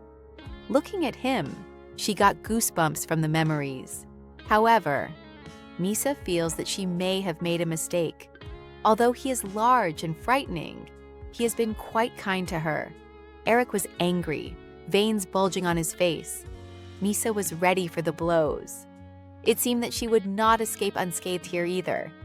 Although she did not understand the reason for his anger, did it really matter? She had been hurt before for no reason. However, instead of violence, Eric gently touched her scars. How deep must the wounds have been to leave such scars? He asked who had done this to her. There was pain in his voice, unlike anything she had heard from him before. This sadness made her feel that she should at least answer him. She said it was the king. Eric was stunned by what he heard. He felt so sad that he sighed wearily. Eric was confused. Then he grabbed Misa's hand and suggested that she finish her ablutions quickly so that she wouldn't get sick. Misa thought he had been angry all this time. Eric rolled up his sleeves and asked her to tell him if she felt uncomfortable. He warned her that this was his first time doing this. Misa didn't understand why he was looking at her with pity. He should have just washed her like a dog. Eric tried to touch the princess as gently as possible so as not to hurt her. Misa noticed this. She felt very comfortable while he washed her hair. Misa sat in the bathroom, embarrassed but enjoying the wash. She wondered if washing had always been so pleasant. Eric was also embarrassed by what was happening. It was embarrassing for him to touch a naked girl, even though she was already his wife. Misa felt ticklish when her neck was rubbed and she laughed. Turning around, she saw Eric's reddened face. The crazy woman didn't care who would wash her between her legs, but this man's emotions stirred her up. Eric apologized, although Misa was also embarrassed. This man made her feel strange for no reason. After finishing washing Misa, Eric lay on the bed, sighing wearily. Misa sat down next to him, thinking that he was completely exhausted. Eric called her over and told her to go to bed. He took Misa's hand and wanted to say something, but fell asleep at that very moment. Misa thought that he was the one who needed to rest, not her. Misa did not understand Eric at all. Yesterday, he was ungrateful even though he had been spared, and today he looked at Misa's scars with sympathy. And when she eats, he cannot hide his dislike for her. She approached Eric to see if he was sleeping soundly. But despite all his actions, he seems like a good person to Misa. Misa quietly left the bedroom, but Eric woke up anyway. When he woke up, he noticed that his wife was not there, and that the light in the bathroom was on. As he approached the door, he heard Misa's voice. Eric quietly opened the door and saw Misa standing in front of the mirror. She stood there repeating phrases spoken by Madame Taliesa, the maids, and other people. Eric was stunned by what he saw. Misa continued to speak different phrases. There was no connection between them. She continued to repeat different lines from different people. A few seconds later, Misa noticed her husband standing behind her in the mirror. Suddenly, she said a phrase her mother had used when she asked him not to interfere with Misa's training. The next day, the maids came again to check the princess's virginity. They were surprised that she still had it. After all, yesterday, no one was allowed anywhere near them. Misa was unhappy with what was happening, but she had to continue playing her role. Misa began to experience strange feelings after meeting Eric. She called them shame, and today she felt especially dirty. Pretending to be crazy, she didn't care about other people's mockery. But last night she showed her true side. And if they laughed at her, she would feel uncomfortable. Suddenly the maid said that even her naked body did not arouse him in any way. And who would want to give their seed to someone like her? To which the second maid replied that they had to watch over the princess anyway. Misa was hurt by such remarks. Thinking about it, she realized that there had been no bruises or wounds on her body for a long time. By this point, she should have already fallen or caused a serious incident that would have angered everyone. Getting out of bed, she decided to walk around the mansion, imitating a crooked gait. She walked and thought about what she could do to hurt herself without causing herself severe pain. She thought maybe she should break something valuable, but she quickly changed her mind, thinking that it was wrong to break things in a house where cheap boards were used. Looking at the stairs, she thought that a slight fracture would be ideal. However, the maid interfered with her plans, but Misa was afraid because she could be seriously injured. It would hurt, but she saw no other way out. Preparing for the pain of the fall, she closed her eyes and got ready to weaken her legs so she would fall. Suddenly, Eric appeared. He could no longer stand by and watch. He managed to catch her before she fell. Misa was surprised by his sudden appearance. Eric said he would look after his wife himself and dismiss the servants. Misa was angry, but she tried to hide it behind a silly smile. Rick and Misa were sitting in the greenhouse. He asked her if she really didn't like birds. Misa awkwardly said that it was true. Eric asked her why she had become afraid of them. Misa clearly didn't like remembering the past. Then she replied that the birds had eaten it. Eric asked what they had eaten, but there was no answer. As it turned out, Eric constantly dragged her there whenever he felt like it. He understood that she felt uncomfortable talking in front of others. So he told her that no one would come in, so she could talk freely. However, that wasn't the only reason. Suddenly, Eric broke the silence by asking if it was difficult for her to talk. In her mind, Misa is a good conversationalist. However, she couldn't express her thoughts out loud. Eric suggested that it had been a long time since she had spoken to anyone. She wasn't used to saying the words in her head. Misa had never thought about it. She didn't know how to explain it. But it seems that this man's words are true. After what he saw that night, he figured she was good at repeating what people said. Misa nodded at his words. But Eric asked her to try to answer with words instead of nodding, or at least respond with short answers. She didn't understand why, but looking at his face, she felt she had to answer him, even if she didn't want to. Exhaling, she replied that she understood. Realizing that she had said it out loud, Misa quickly covered her mouth with her hands. She thought her voice sounded strange. Blushing, she wondered why she was experiencing these strange feelings again. Eric said she needed more practice. Then he took her hand and placed it on his throat. He asked if she wanted to watch him speak. He said that the larynx was located here, asking if she could feel it. While he was explaining to her how the larynx worked, Misa looked at him and his neck with embarrassment and interest at the same time. Eric said that his voice sounds different now, that he was taught this when his voice broke. He asked if she wanted to try it. She did not understand what he meant by voice broke. However, Misa wanted to try.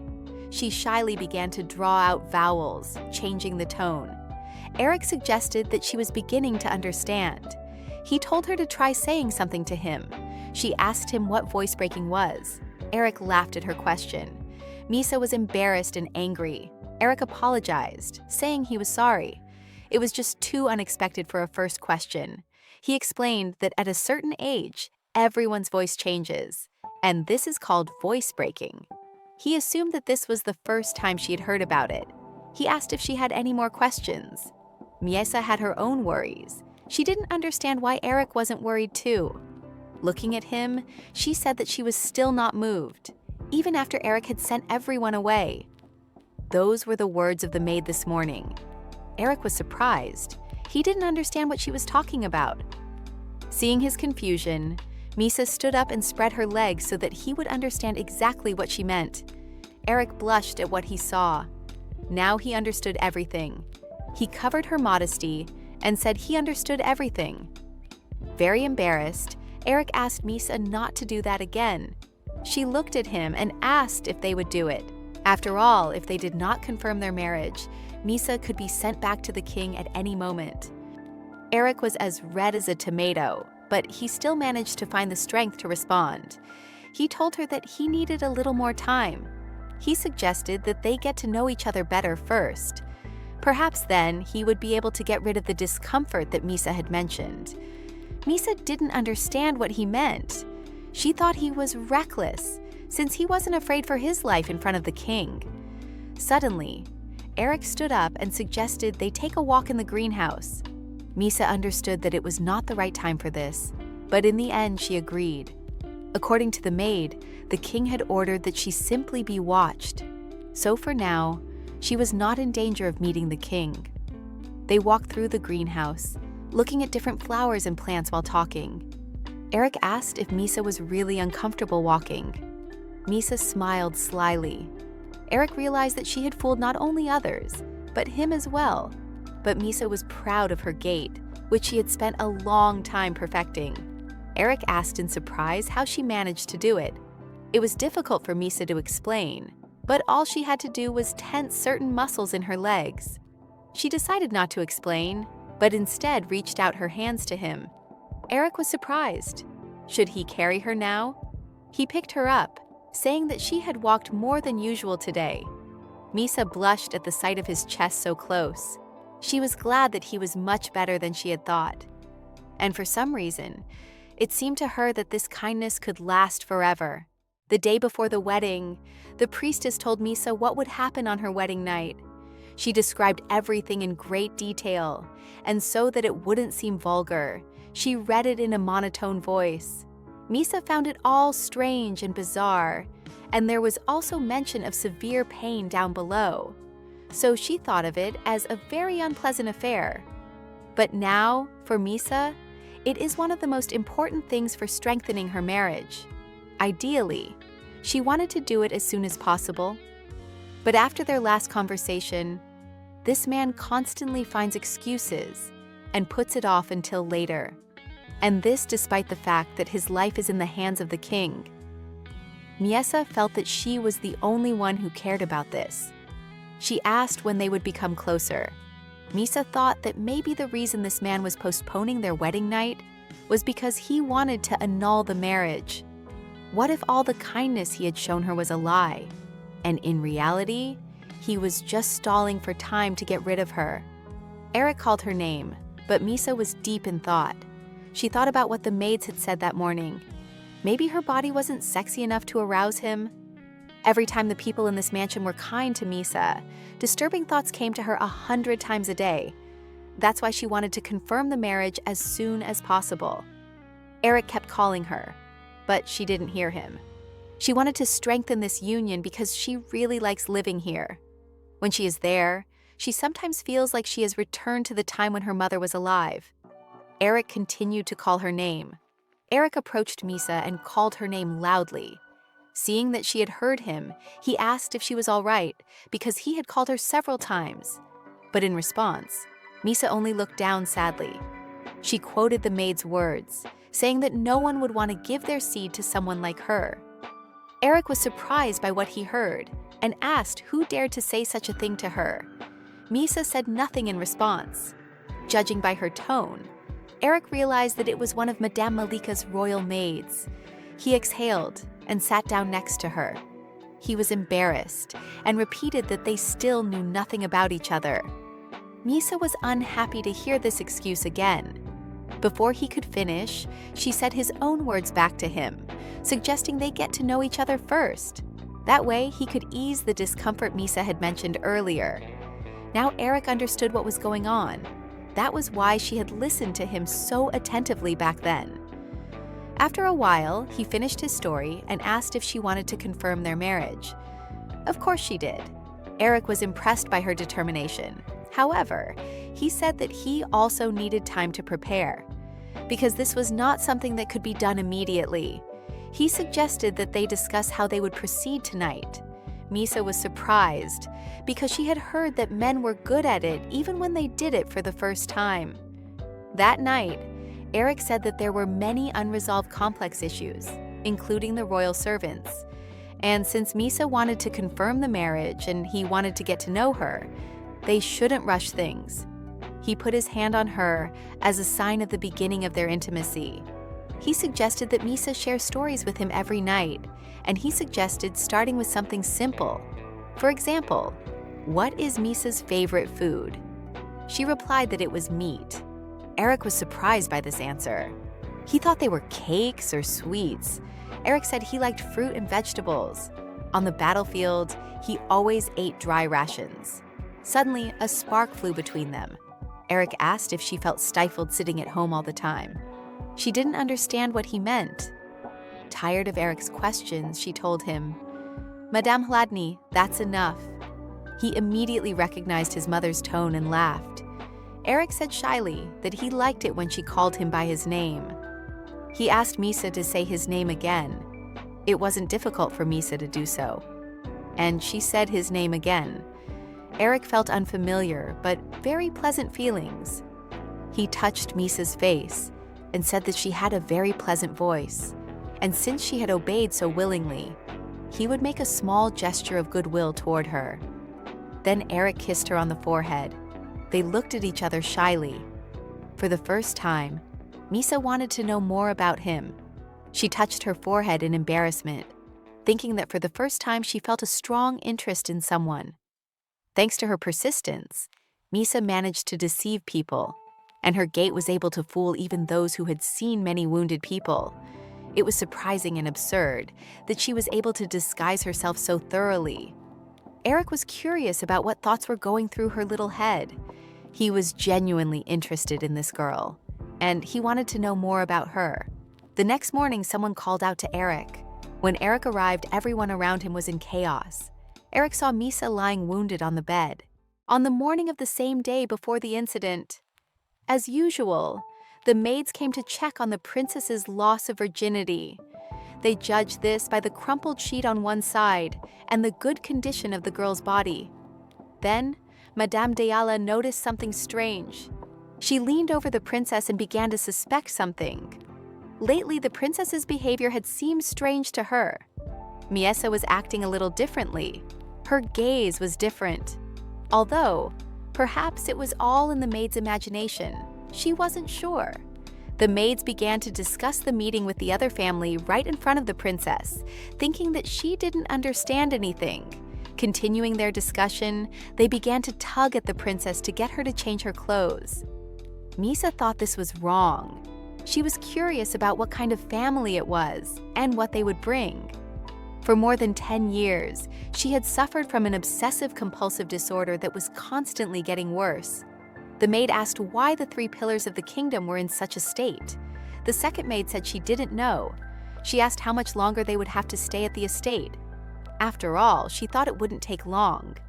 Misa understood that if she didn't throw something away, it would heighten their suspicions. Misa suddenly laughed.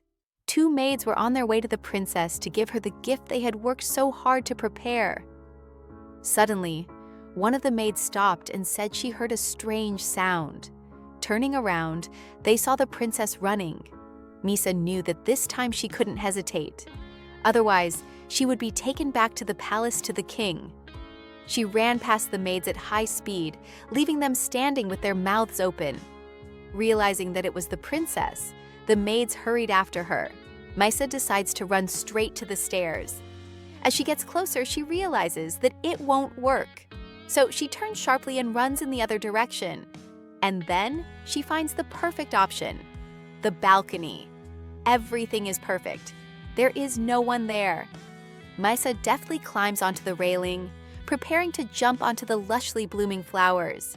She jumped with a loud laugh, hoping that the flowers would soften the blow. However, things did not go according to plan. When Eric entered, Madame Hladny was scolding the royal servants for their idleness, saying that despite everything, they still dared to insist on bathing and dressing her themselves. He approached his mother and looked at the faces of the insolent maids. Then he approached Miesa to check on her condition. Miesa was conscious, and the atmosphere around her seemed too serious. Then Eric told the young girl to get ready for the examination. Gela replied that she understood. She was a member of the Hladny family's Order of Knights. He also instructed one of his family's maids to look after his wife. Eric asked Adele to accompany the maids to the palace. He told her to report the incident to the king and then return. He let everyone else go. Eric felt incredible anger toward his mother. Turning around, he heard her say angrily that those fools should have all their limbs torn off. Eric understood that this time too, his mother saw her deceased daughter in Misa. In the spring before Rosie's 10th birthday, she was walking alone in the forest. A drunken knight knocked her down and killed her. On the day she died, his mother lost her mind. The knight who was responsible for the accident, the stable boy who provided the horse, and even members of the family, including the elderly and children, were executed on the orders of Madame Hladny.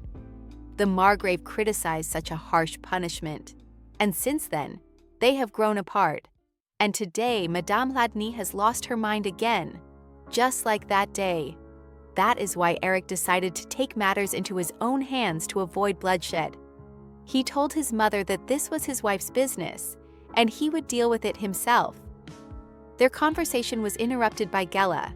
She said that during the examination, the princess had a small bruise on her right wrist. All necessary measures had been taken, so the princess should not have any serious mobility issues.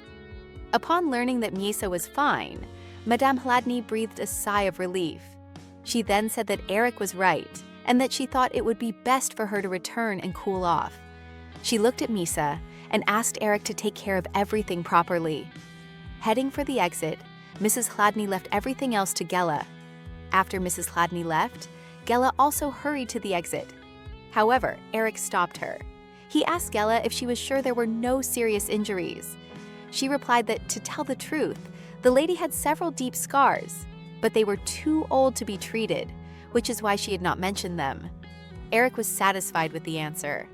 Gela said she would not tell anyone about it. After all, she had never divulged important information before, even when drunk. However, Eric felt that she had not been very busy lately. Therefore, he ordered her to report here starting tomorrow. Gela clearly did not expect this from the young master. Eric had already warned the head maid, and then he escorted her out of the room. Left alone, Eric turned to Misa, saying that he knew she was awake. Misa was not happy that he had figured her out. He asked her why she had done it. After all, there had to be a reason. Misa lay down, trembling slightly with excitement. Eric, seeing her distress, sat down next to her. He told her that everything was fine and that she could tell him the reason for her actions. Eric wanted to know why she had caused all this commotion. Misa blushed and turned away, saying that there was a reason, but it was difficult for her to explain. Eric asked her never to hurt herself again. Misa agreed. He said that in return, she could break something. However, Misa was ashamed to break anything. Suddenly, Eric approached her and said that he wasn't saying she couldn't do anything. She could do whatever she wanted, as long as she didn't hurt herself. Eric asked Misa to promise him she wouldn't hurt herself. Misa responded with the vow she had made at the wedding. Hearing her answer, Eric relaxed. He told her to rest, and if she was hungry, to just call him. Eric was sad, which surprised Misa. Noticing her intense gaze, he told her to speak if she wanted to say something. Misa asked about the girl. Was she her maid? Eric was surprised by the question. Of all the things she could have asked, she chose to ask about that. He replied that he was going to do so. They say she is a diligent student of a famous doctor and is also good at treating external injuries. Despite her appearance, she is quite strong and can handle a couple of wolves on her own. She is also cautious. Misa asked how cautious she was. After thinking for a moment, Eric replied that she was not the type to be easily bribed. Since she is a doctor, she was not captured or tortured, but it would still be better for Misa to pretend for now. Eric asked if Misa remembered Callan, who was standing at the door on the day they were at the palace. From now on, Eric wants to assign him to guard the west wing on the second floor. After losing 2 fingers during torture, he now uses his left hand to wield his sword. He is one of the most reliable people Eric knows, but he didn't tell him anything about Miesa, so she doesn't need to worry. Eric then added that he would take a break from work to be with her. Hearing this, Misa's face lit up with happiness. Eric thought that it was probably because he was the only one who knew her secret. He said he would leave in the morning to take care of some urgent matters and then come right back. Misa often lets her guard down in front of Eric and shows a range of facial expressions. One moment she is anxious, then quickly relaxes. Or as now, she looks unexpectedly excited. Suddenly, Miesa stood up abruptly and approached Eric. She hinted to him that since they had a lot of time, there would be a lot of stories. She quoted his words, where he said that in order to get closer, he needed to learn more about her and prepare himself mentally. She asked if it would be now or tomorrow.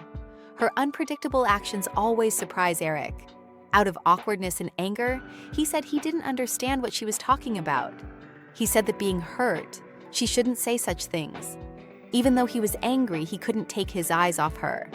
He told her not to even think about it until she was fully recovered. He looked at her and saw her cute, embarrassed face.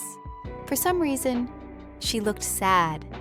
He asked why she was in such a hurry with this, to which Misa replied with a phrase she had heard, saying that Eric had not touched the princess because he wanted to divorce her at the priest. Wasn't it wise to get rid of her as soon as possible? After all, Eric had almost married Lacan Crispin, but this disaster had come out of nowhere. Hearing these words from Misa, Eric froze. He hid his expression from Misa. He was angry at Amberic because his delusional words had caused Misa to worry all this time.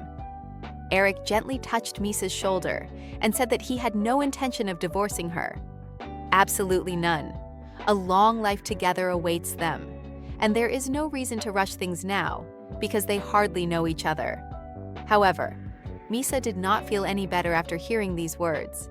Eric said that if something was bothering her, she should ask, and he would answer everything. He said that if she thought he was hiding something, that wasn't true. After all, she sat on his lap and read documents whenever she had the chance. He showed her confidential information, so he had nothing to hide from her. Then Eric put her to bed and covered her with a blanket, saying she needed to rest. He asked if he should call the maid if she couldn't sleep. Misa asked why. Eric thought she liked spending time there. Miesa said it wasn't fun.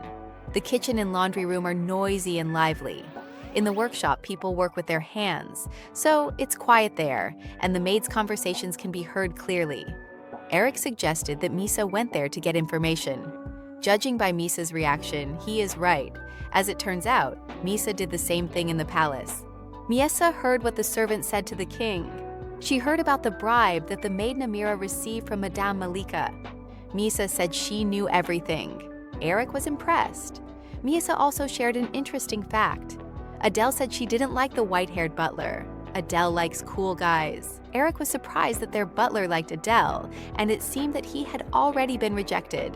She began to quote other people's phrases, saying that Adele would not be lonely if she wanted to marry the stubborn butler. Eric was shocked. All of Misa's actions had made sense so far. Suddenly, Eric lay down next to his wife. He wanted to talk while being closer. Misa thought that now they would have their first wedding night. However, instead of making advances, Eric asked why Madame Malika had bribed the senior maid named Namira. He asked if she had caused Miesa any problems, but Miesa was upset that they were not confirming their marriage right now. Offended, she turned away and lay down on her back. Eric said that in order to get closer, they needed to talk. She answered him with one word: fraudster. He asked her in surprise what she meant. She said that tomorrow, Malika and the fraudster would meet. The 3 pillars of the kingdom. The 3 pillars of the kingdom refer to the 3 great families that represent the kingdom of Esquilier: the house of Hladny, Salaquez, and Crispin. Among them, the house of Salaquez was destroyed by the king. And since there were only 2 houses left, the maid was from the house of Crispin. Eric said he needed to bring in people from both sides to find out what was going on.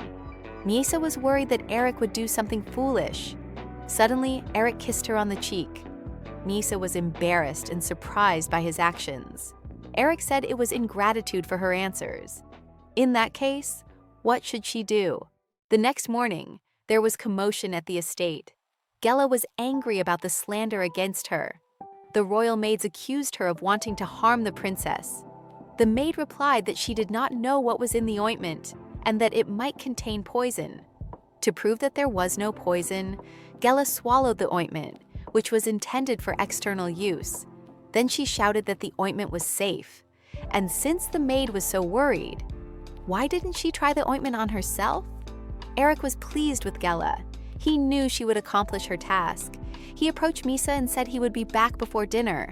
As he left, he asked her to keep a close eye on Misa. To be honest, Eric still didn't understand Misa's actions yesterday. Why did she hurt herself? Although it gave him an opportunity to scold the palace maids, it was still too much.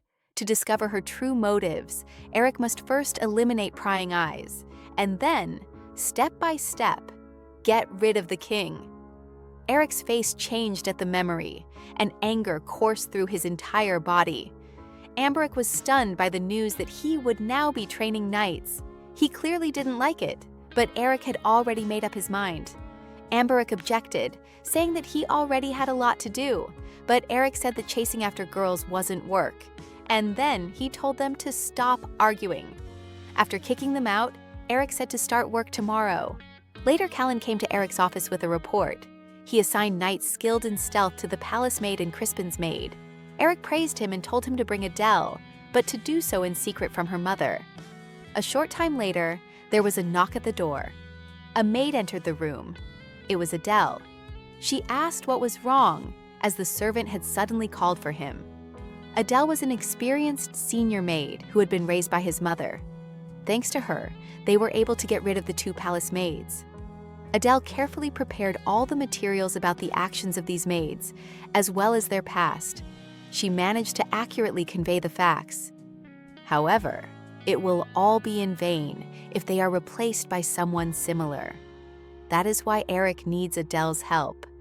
Adele is better suited to choosing palace servants than he is, having spent 12 years on the battlefield. She remained in the capital, interacting with other families, gathering information, and resolving many other issues. Adele replied that it would be better to entrust this choice to the young lady. However, Eric had already asked Adele to leave his mother, but Eric would prefer that the information obtained during the investigation not reach his mother's ears.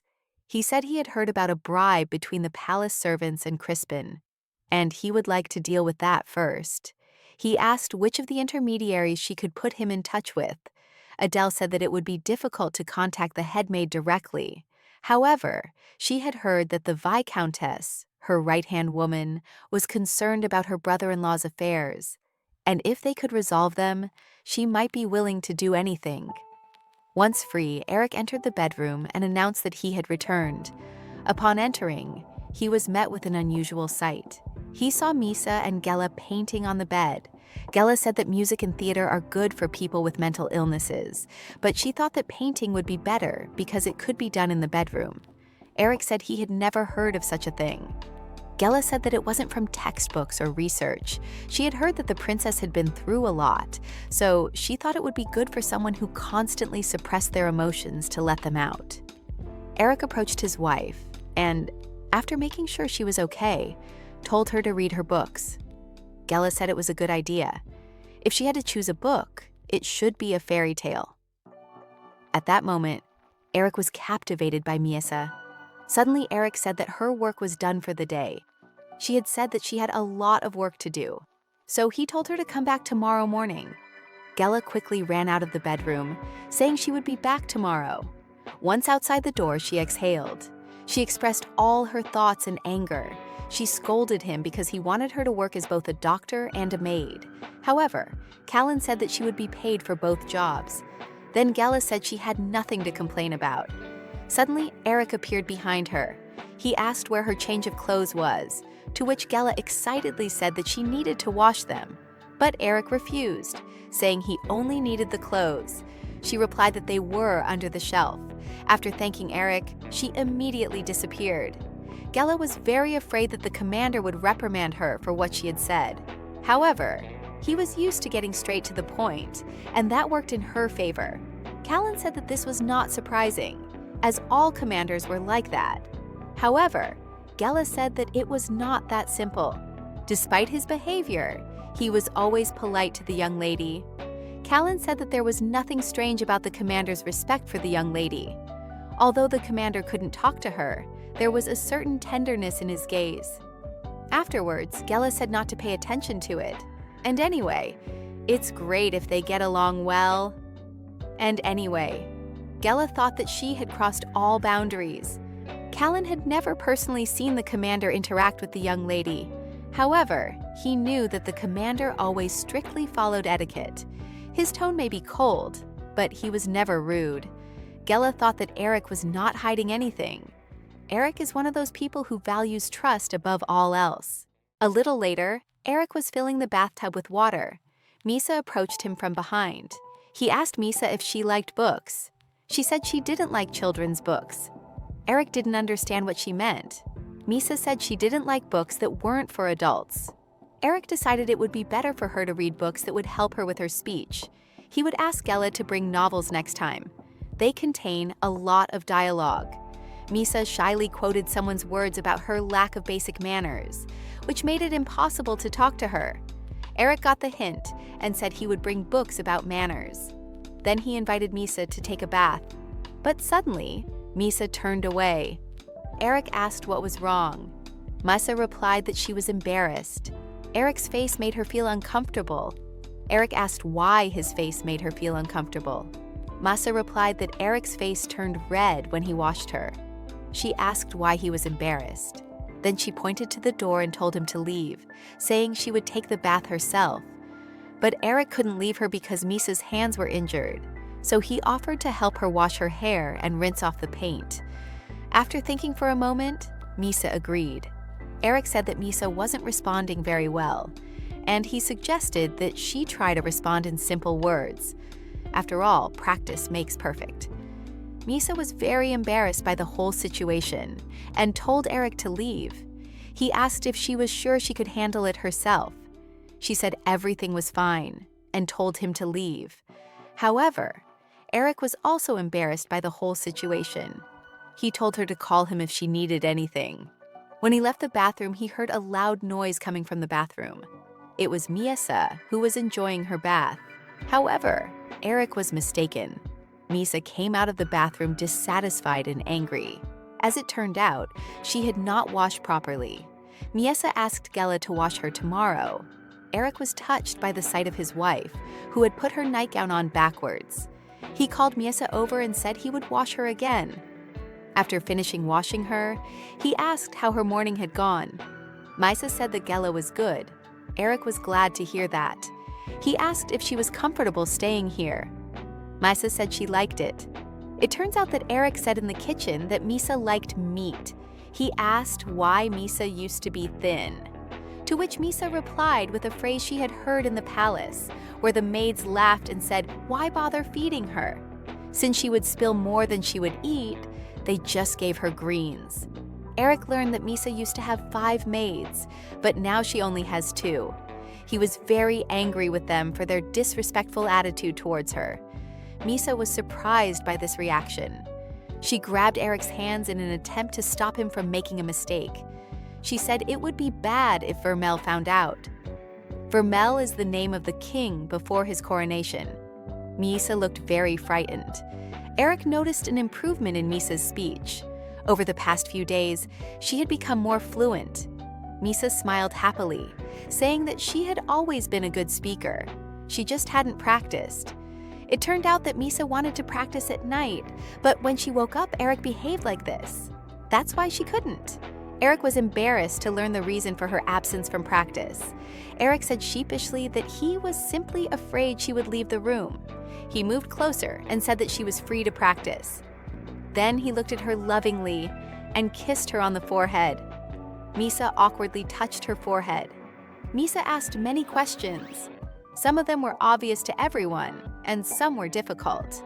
She lay on Eric's lap and asked how other ordinary girls her age lived and what others thought. Every day as Misa talked, her speech became surprisingly natural. At the table, Misa asked why some people die from a small cut, while others survive when their arm is cut off. At night, lying in bed, Misa said she already knew those words. She always said them in her mind. She said that since she had answered, he should kiss her quickly. Afterwards, he said he wanted her to correct her unforced manner of speech. Misa asked why, to which he replied that they were husband and wife and needed to speak politely to each other. Misa said that she was of royal blood, while he was just the son of a margrave. Eric laughed and said that he was the one who needed to be polite. Then he said that since they were married, she was now a regular aristocrat too. Eric also began to tease her more often. He said it was called a morganatic marriage. Misa's focused gaze as she listened intently to him was charming. He kissed her hand and asked if Misa was disappointed, but she said no, she wasn't disappointed. She smiled and said that she liked it there. So even if she became an ordinary aristocrat, it would be fine. Eric was very happy to hear this. Misa said she was glad to save Eric because he was kind. Eric didn't understand what she meant. She said she saved him from being accused of treason. Eric lay there admiring his wife. She was so charming and beautiful. He loved everything about her, her jubilant face, her flushed cheeks, and even her chattering lips. Eric was grateful to fate for marrying her. He would live with gratitude.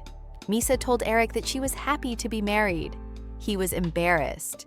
But what made Eric's heart beat faster than anything else was her expression, which changed every minute.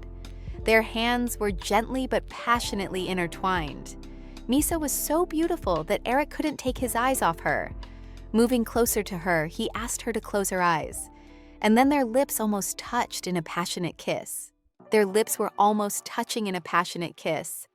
However, Eric said she needed to close her eyes and do it as quickly as possible. Misa was embarrassed by what was happening. Eric touched her lips and said that her lips were tense. He moved closer and told her to relax. He leaned closer, and their lips met in a hungry, hot kiss. Their hands clasped tightly. They embraced passionately. Misa was surprised why Eric stuck his tongue in her mouth when there was nothing to eat there. Eric was already aroused. Misa felt awkward about their unusual kiss. Seeing her face, Eric couldn't help but laugh. Then he began to kiss Misa tenderly. Misa asked if it didn't seem strange. Then they kissed again. Eric moved down and began kissing her neck. Misa was very embarrassed by this and asked him to stop, saying that it was wrong. She asked if he even knew how to do it and if he had done it before. Misa said that he was doing it for the first time and was doing everything wrong. She said that the upper body should not be touched at all. She had learned this from a priest, so she knew it well. Eric kissed her hand and said he did it to make the process less painful for her. Misa began to tell him that he had learned everything wrong. Eric said that they would achieve nothing if she continued to insist, and he only knew one way to do it. So he asked her not to be stubborn. Misa was embarrassed by the new sensations and feelings. She said it was all to save Eric. Eric was touched by her devotion, so he would stay here a little longer. After all, he didn't want to hurt his lovely wife. But Misa felt awkward and pushed Eric away, saying that he was doing meaningless things. Eric said that it was all for her. Misa asked him not to do this and to just hurry up. Eric said it would be better if she kept quiet. The next morning, 2 maids entered the room to check the princess's virginity. Looking at the princess, they did not understand whether they had a wedding night or not. As a result, this man spent the whole evening kissing her body senselessly. The maids began to talk about the appearance of a mistress. Misa smiled foolishly, pretending not to understand anything. But she herself thought that she would never have thought that Eric knew absolutely nothing about sex. They called the doctor Gela her mistress. Gela said that fortunately there were spare clothes available today.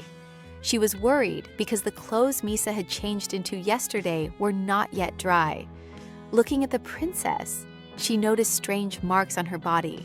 She was frightened and asked when they had appeared. Looking closely, she realized that they were hickey marks. At that moment, in Eric's office, Adele said that it would not be easy for them to find replacements for the royal servants.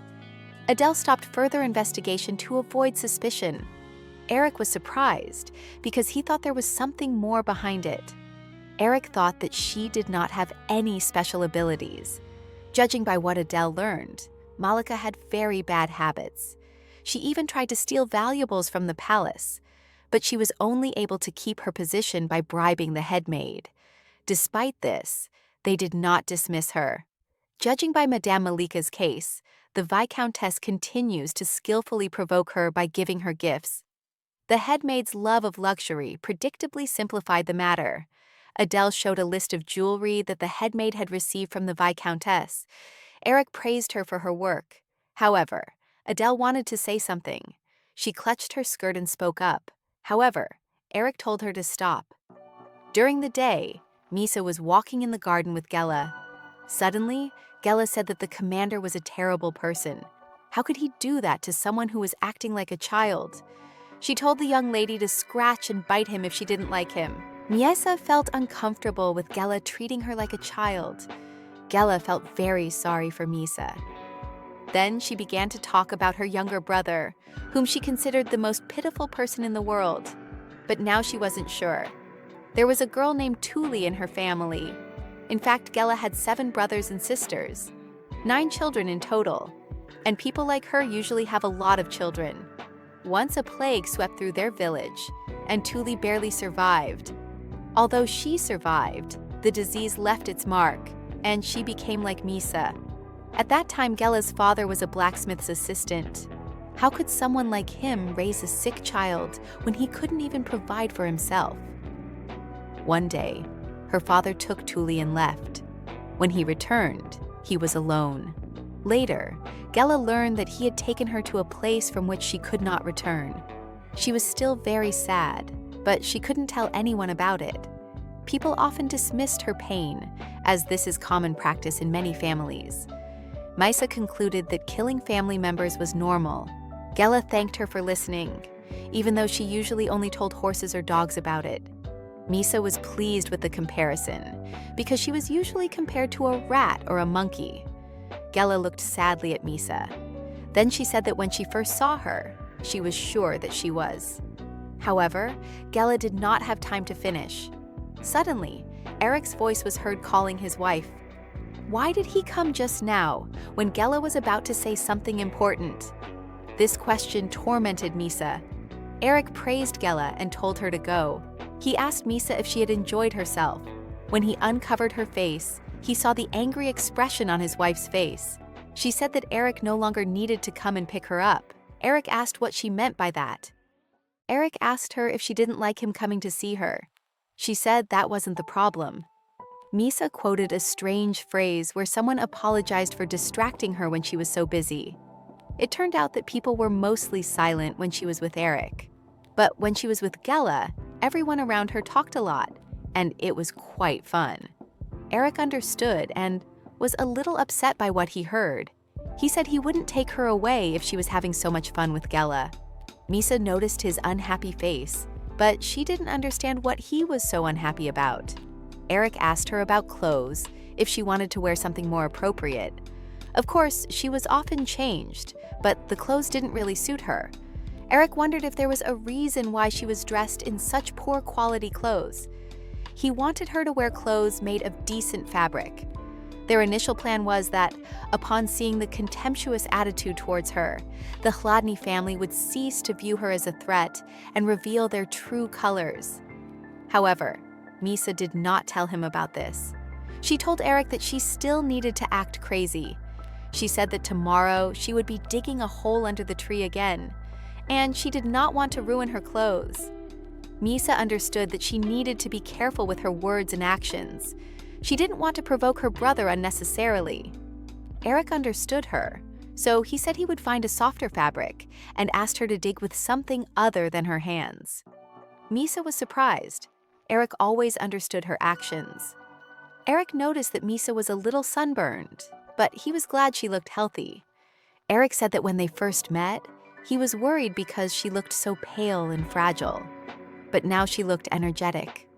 On days like this, Misa liked to sit outside and enjoy the smell of the grass. Misa hoped that her brother would not destroy this peaceful life. Suddenly, the gardener appeared behind her.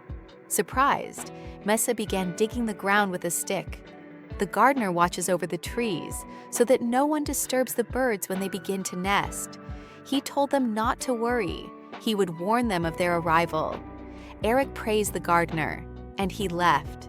Misa asked if Eric knew this man well. Every time she digs, he grimaces.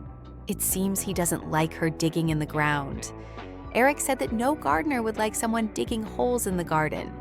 Eric always takes great care of Misa. He tries to answer all her questions patiently and attentively. However, if this gardener says anything to her, Eric will certainly punish him. Glancing at Eric for a moment and remembering all his actions, Misa realized that he was like a prince from a fairy tale. He is merciful, fair, and wise. He suggested that Misa go home because it was getting hot. That same night, Misa and Eric sat on the bed from which moans could be heard. Eric kissed her passionately, asking what else she liked about what he was doing to her. Eric was doing those strange and useless things again, in Misa's opinion. She thought he should just get down to business without all the foreplay. She replied that she liked it when he held her close and carried her in his arms. Eric asked why, while Misa wondered why he didn't care about his own life. Not getting an answer, Eric pushed Misa away. He told her he would wait for her answer, so she shouldn't rush. Misa understood that if she didn't answer now, he wouldn't touch her. Consequently, he wouldn't take her virginity. After thinking for a moment, she replied that when she walks for a long time, her legs cramp up, so she likes it when he carries her in his arms. Misa did not understand why he would not simply do with her what all husbands do on their first night. What was he thinking about when his life was at stake? Or was he influenced by the fact that he had a mistress? Misa approached him and asked if they were lovers. After all, she had a special relationship with Eric. Eric said that they were spouses, not just lovers. Then she asked excitedly if they were married. Could another woman become his mistress? Eric was surprised by the question. He said that this happens with married people. However, he was not one of them. Therefore, he would not have another woman. And he hoped that Misa would not have anyone else but him either. Eric simply could not accept such a thing. And it was not just a matter of breaking vows. Suddenly, Eric pulled Misa close and hugged her tightly. He said he was interested in something else. Does Misa have a government accent from Gela? Embarrassed, she said it sounded like hers. What sounds strange? Eric smiled and said she spoke very sweetly. Misa thought that sexual intercourse lasted only a few minutes. She never even considered that it could be any different. And yet Eric's useless actions caused Misa inexplicable emotions that confused her. The next day, Misa was put in a bib. It was sewn by those lovely maids from the workshop. Everyone was delighted. It suited her very well. At that moment, Adele was standing behind them in the room. Adele arrived at the young gentleman's house a little early. She did not believe that devotion to family was a manifestation of blind and unconditional loyalty. She told Eric that he had chosen the wrong path. Eric asked her to speak plainly. He didn't want her to beat around the bush. Feeling a little nervous, she gathered her courage and said that it was time for him to find a mistress and stop paying so much attention to the princess. Eric reacted coldly to her words, asking if loyalty meant sleeping with another woman. Callan was standing by the door in the room. He had heard everything and felt uncomfortable. Adele said that he had handed over command of the knights to Amberic so that he could spend all his time with Misa. She didn't understand how it was possible to share responsibilities with someone who couldn't even speak. Adele noticed that Eric was only busy replacing the maids from the imperial palace. What could two women who did nothing all day talk about? No one was educating the princess. For example, yesterday she dug up the seedlings in the garden again. Adele continued to complain about her, saying that Eric had spoiled her. And while the head of the household was chasing after a girl from the bar, the young master should have devoted all his attention to his work. Eric rose from the table, calm and cold. He said that she herself had told him about the past of the palace servants. Then, turning to Callan, he asked if he had really neglected his duties while spending time with his wife, to which Callan replied, "No, Commander." And he began to list the problems he had solved. He had recently solved the food problem by giving the ore he had received as a reward to the Marquis of Hedava. In gratitude, he provided food supplies for several years ahead. There is practically no ore in the Marquis' territory. His lands are located on a plain, which is why agriculture is well developed. In addition to the Halric iron mine, there are 2 more mines near the House of Chladni. But now the smithies lack people to repair weapons. Since Amberic began training knights, his authority has greatly diminished, so much so that the knights now believe that Eric is more suited to be the head of the family.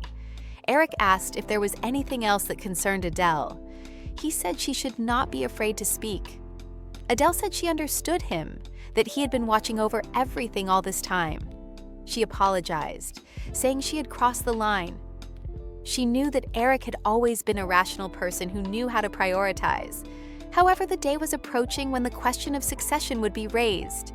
And Eric was skipping training and spending his days with this woman, and all because of this woman who clouded his mind. And judging by the picture she now sees, not only his. Adele struggled to put on a fake smile when asked if the young lady was charming. Even Mrs. Chladni was charmed by her. When something bad happens to the princess, the lady loses her mind, as if she sees her daughter Rosie in her. Adele's train of thought was interrupted by the girl's loud laughter. She didn't know what to do, because the young master and mistress were spellbound by her. In the evening, at dinner, Eric and Misa made a mess of the table together. Suddenly, Misa announced that she wanted to go outside. It turned out that she wanted to see the bustling street she had read about in a book Gela had read. Eric asked if she wanted to visit the city. Misa said she had heard about merchants selling their wares in rows right on the street. Eric thought about it, but Misa began to beg him, saying she really wanted to see it. Seeing her sweet face, he couldn't refuse her. The next day, the servants prepared the carriages. Mrs. Chladni was also there, worried that Misa might be frightened when she woke up. However, Eric reassured her, saying that he would be there the whole time. The lady asked to take Gela with them, as it would be easier for them to deal with Misa together. However, Eric said he could handle it himself. Despite Eric's words, Mrs. Chladni insisted on her proposal, and Eric agreed. He called Gela to join them in the carriage. Upon arriving in the city, Eric ordered the carriage to stop. Gela got out, and Eric told her to wait for them there. Eric and his wife would be gone for a short while and would return by 3 o'clock. Gela was glad for the break, but judging by her face, she was clearly angry about something.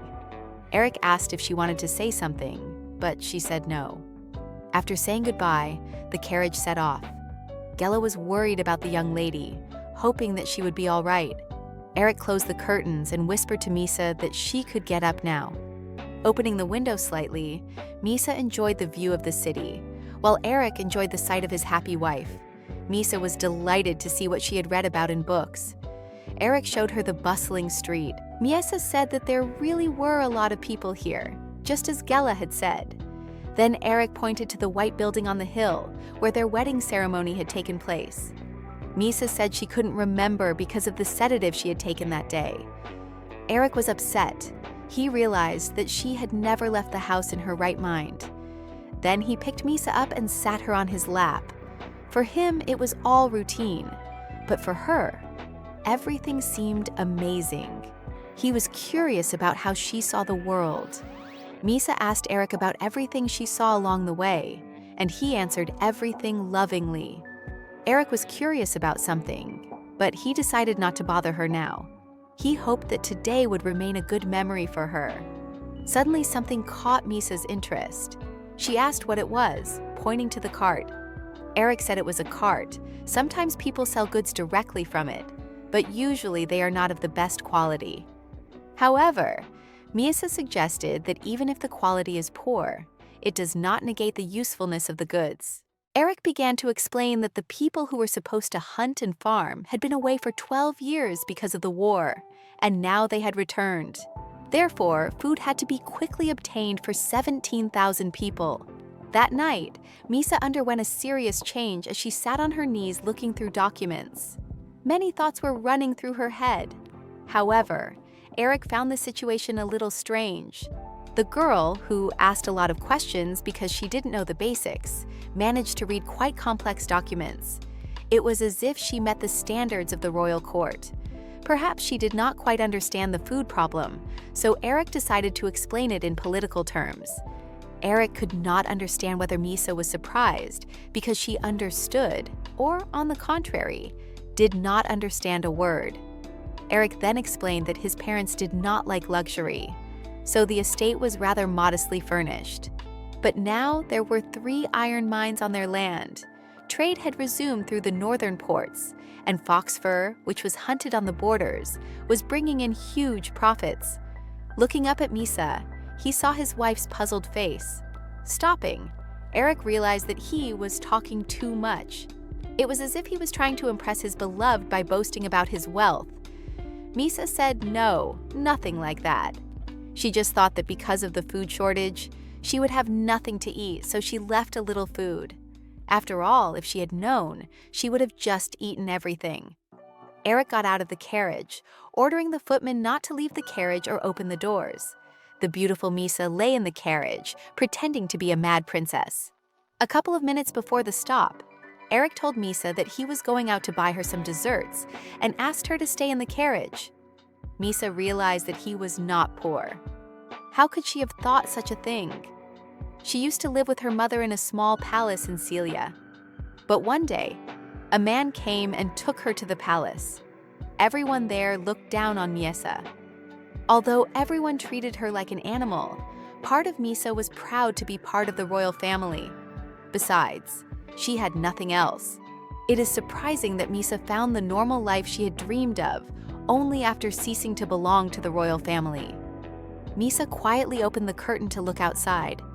Suddenly, people shouted that the Hladny family's carriage was standing there. Frightened, Misa closed the curtains. People on the street were discussing Eric. Everyone admired his beauty and height. Misa became curious about who they were whispering about, wondering if it was Eric. There were rumors that young Mr. Eric was different from other members of the Hladny family, who were famous for their outstanding appearance.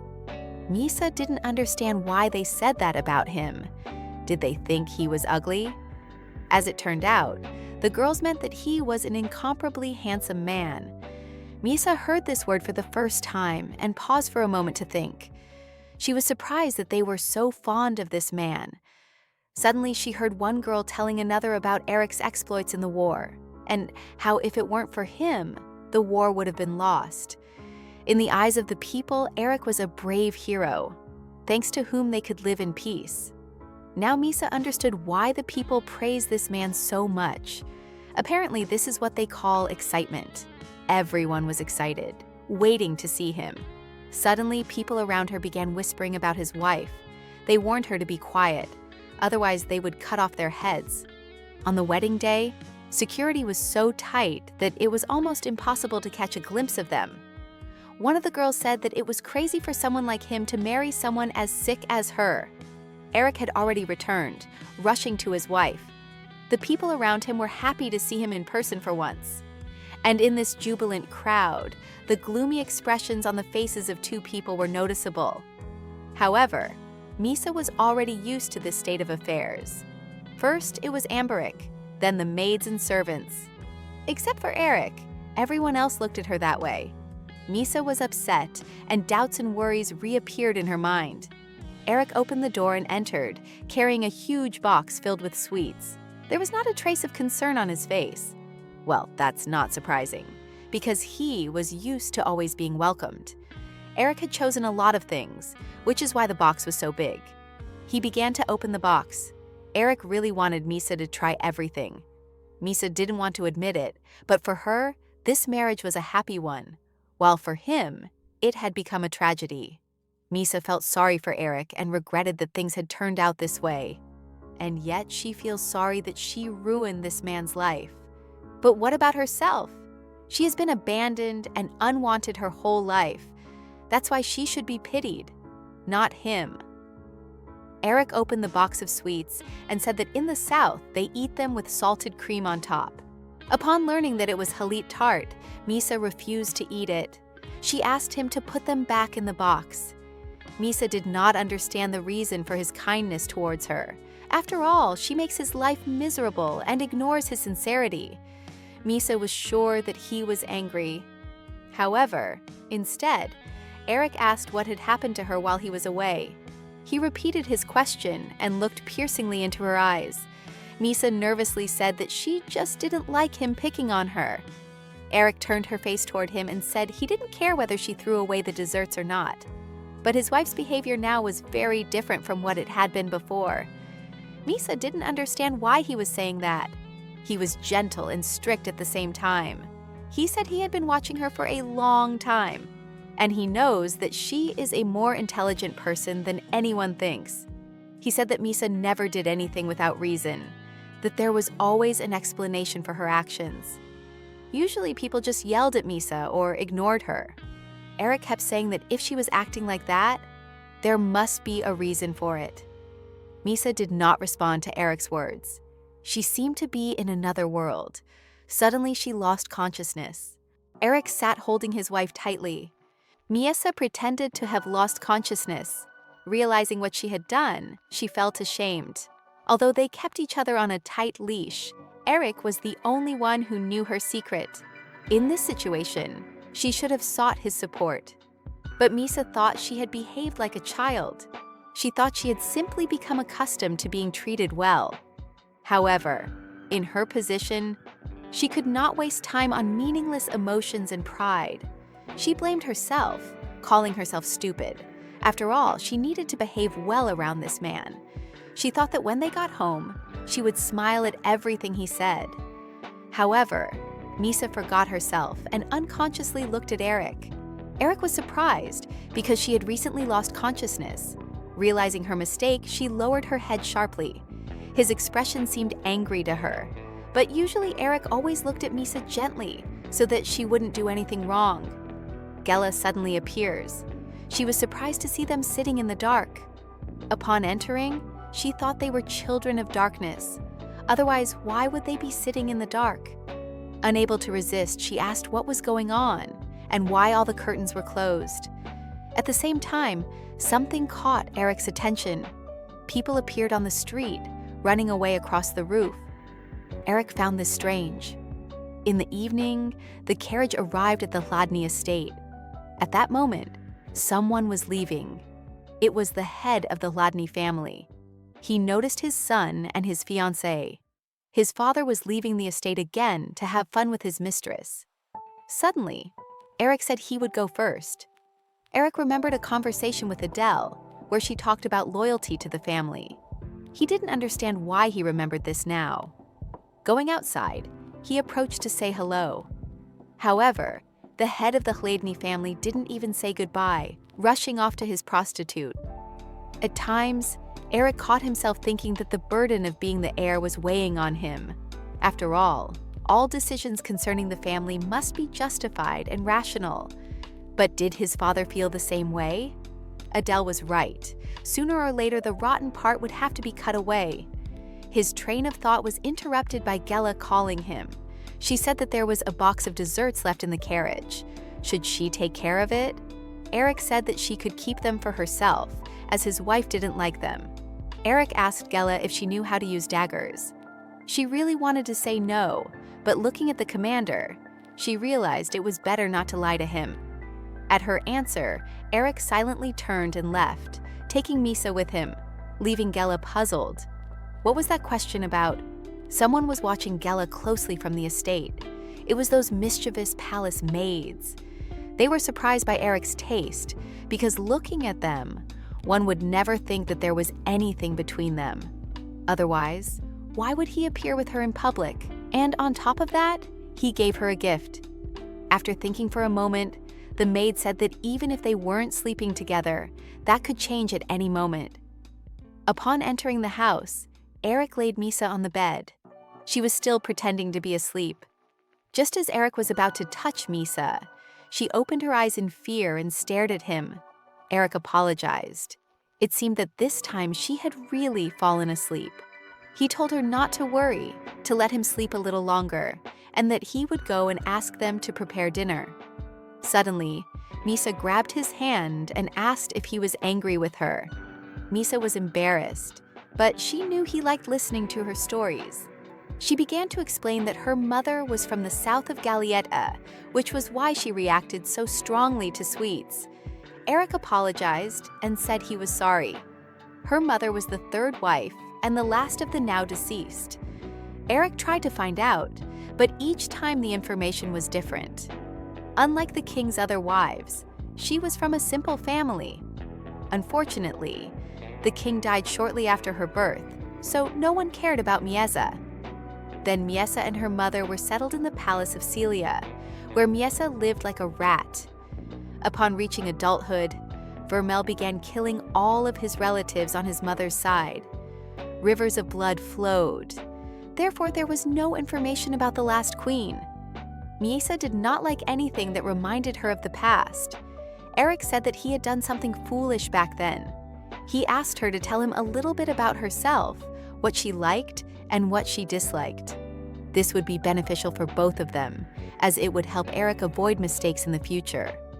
Miesa agreed and said she was grateful to him. It's always better to be honest. However, Eric asked why she thought he might be angry with her. Miesa was upset. She said that she had behaved badly and that he had every right to be angry. Eric replied that she shouldn't think that way anymore. Then Miesa pretended to fall asleep. But Eric realized that this time she was pretending, so he pinched her nose.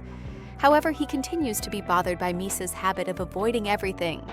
From his observations, it seems to him that she is pretending not to notice the memories hidden deep inside her. Perhaps she is not even aware of them. In that case, what happened in the carriage may only be the beginning. Eric, who grew up on the battlefield, has seen countless dead and survivors. Even well-trained adults often went crazy in an instant. And Miesa's behavior had been so restrained and appropriate, and at times even shameless. So Eric didn't pay any attention to it. But perhaps her restrained emotions might one day burst forth. Several days had passed since that day. Miesa said that the pork tenderloin was very delicious and she would like to eat it again. Eric said he would let the kitchen know. When he opened his eyes, he saw Miesa's beautiful face. He kissed her on the forehead. In recent days, they had been talking about trivial and unimportant things. Miesa said that the sunlight was too strong today, so she couldn't play outside for long.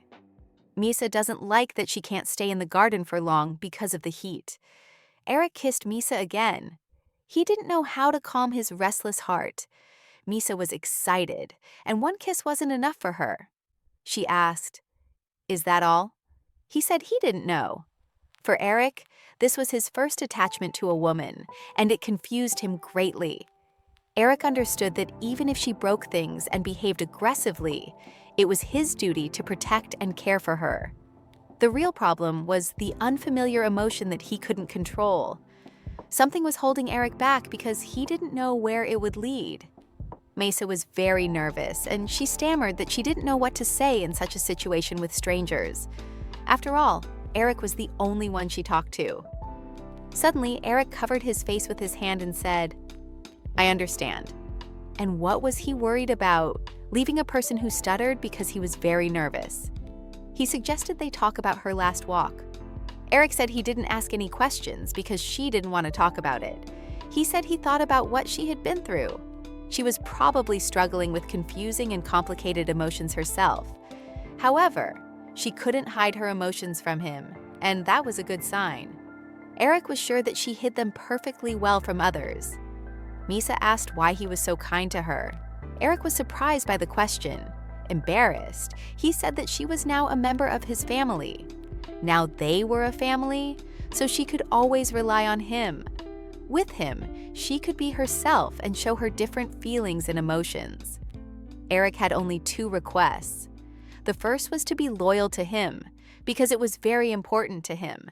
And the second was to remember that they were on the same side. Misa said she understood his requests and called them obvious. She understood that they were holding each other on a leash. Eric just smiled in response. Eric said that their meanings were probably different, but he hoped that someday they would become the same. Then he gently hugged and kissed Misa. Then Eric said that she must be tired, so she should go to sleep. They fell asleep in each other's warm embrace. Misa considered him a good person because he was very kind to her. So maybe he is like that inside too. The next day, Misa and Eric set off on their journey. Mrs. Chladni wished them luck in seeing the sights. Adele, standing aside, was dissatisfied with something.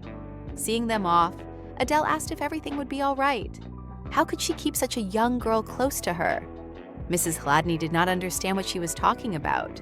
Adele suggested that a lady from a respectable family be hired as a maid for the young lady. Lady Taliesa asked why she thought so, even despite their relationship with each other. Without waiting for an answer, the lady hinted that she should mind her own business. And then she said that Misa had started to look beautiful and sweet after gaining a little weight. Lady Taliesa asked the servants to find out what Misa liked to eat in the kitchen and prepare a delicious dinner for her. Adele was disappointed. Everyone around her seemed to be spellbound by this girl.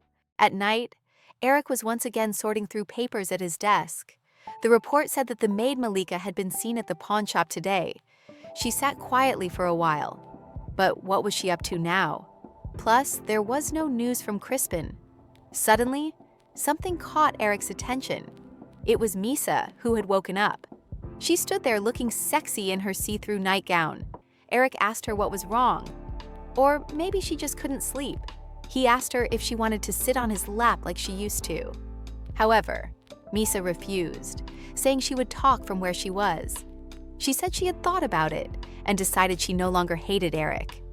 Eric was shocked by what he heard. He asked if she really hated him. Misa said she didn't anymore. Eric got up from the table and slammed his fist on it. He walked over to her and asked if that was all she wanted to say. Then Misa stammered and asked if he was angry with her. Eric, surprised by the question, said no. He gently took her hand and asked her why she hated him. He suggested that she disliked his touch. Misa excitedly said no. Eric tensed up a little and asked if he should be concerned about her hesitant response. Misa said that she wasn't upset. She just thought they were unnecessary. He understood and said that maybe she was right about something. But Eric was glad that she wasn't disgusted or upset anymore. He thanked her for telling him right away and sharing her feelings. Misa was embarrassed and said she hadn't done anything wrong. Eric was amused by her reaction. Misa asked what Eric was doing there. He said he needed to check something. Seeing her curiosity, Eric offered to let her look at the documents if she was interested. Misa was curious, but Eric asked her not to tear the documents on the left. Misa agreed and said that it was no longer necessary. Misa read the documents carefully. At that moment, Eric was standing opposite her. It was the first time he had seen her read, and she was reading very quickly. He suggested that perhaps she was more accustomed to reading than speaking. Suddenly, she asked him if he had put Malika under surveillance. He agreed, but he thought she frowned. Misa asked why it said anything about the Salakha's family here. Hadn't their family disappeared? Eric said that according to rumors, the last head of the family had an illegitimate child who had survived, and they say that he will inherit everything that belonged to his family. After thinking for a moment, Misa said that she had finished reading. Eric was surprised at how fast she read. Misa asked if she could look at the documents again if she wanted to. Eric said she could. She asked if he had anything else to do, and he said he did. Misa then said that she would sit on his lap. He agreed, but warned her that there was nothing interesting there. Sitting comfortably on his lap, Misa asked if people only kiss in bed. Thinking about it now, Misa said that she felt like she didn't just hate him anymore. She suggested that she even liked him. Then she suggested they make love. However, Eric pushed her away. Eric asked her what it was this time. He grabbed her waist and bent her over. He said that her acting skills were very poor. And then he told her to tell the truth. What is she thinking? Acting like that? But Misa said shyly that she was telling the truth. She was just trying to get the promised reward. Eric said she really deserved the reward. Then Eric kissed her passionately on the lips. Miesa gently wrapped her arms around his neck. She liked what was happening between them right now.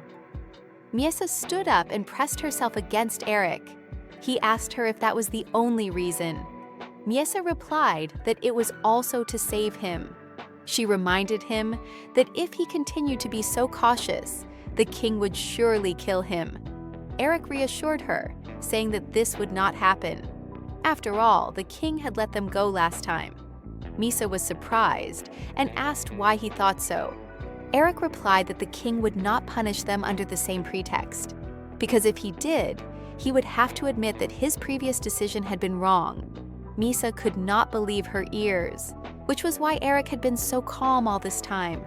She had been genuinely worried about him. Eric asked if they could now end this conversation.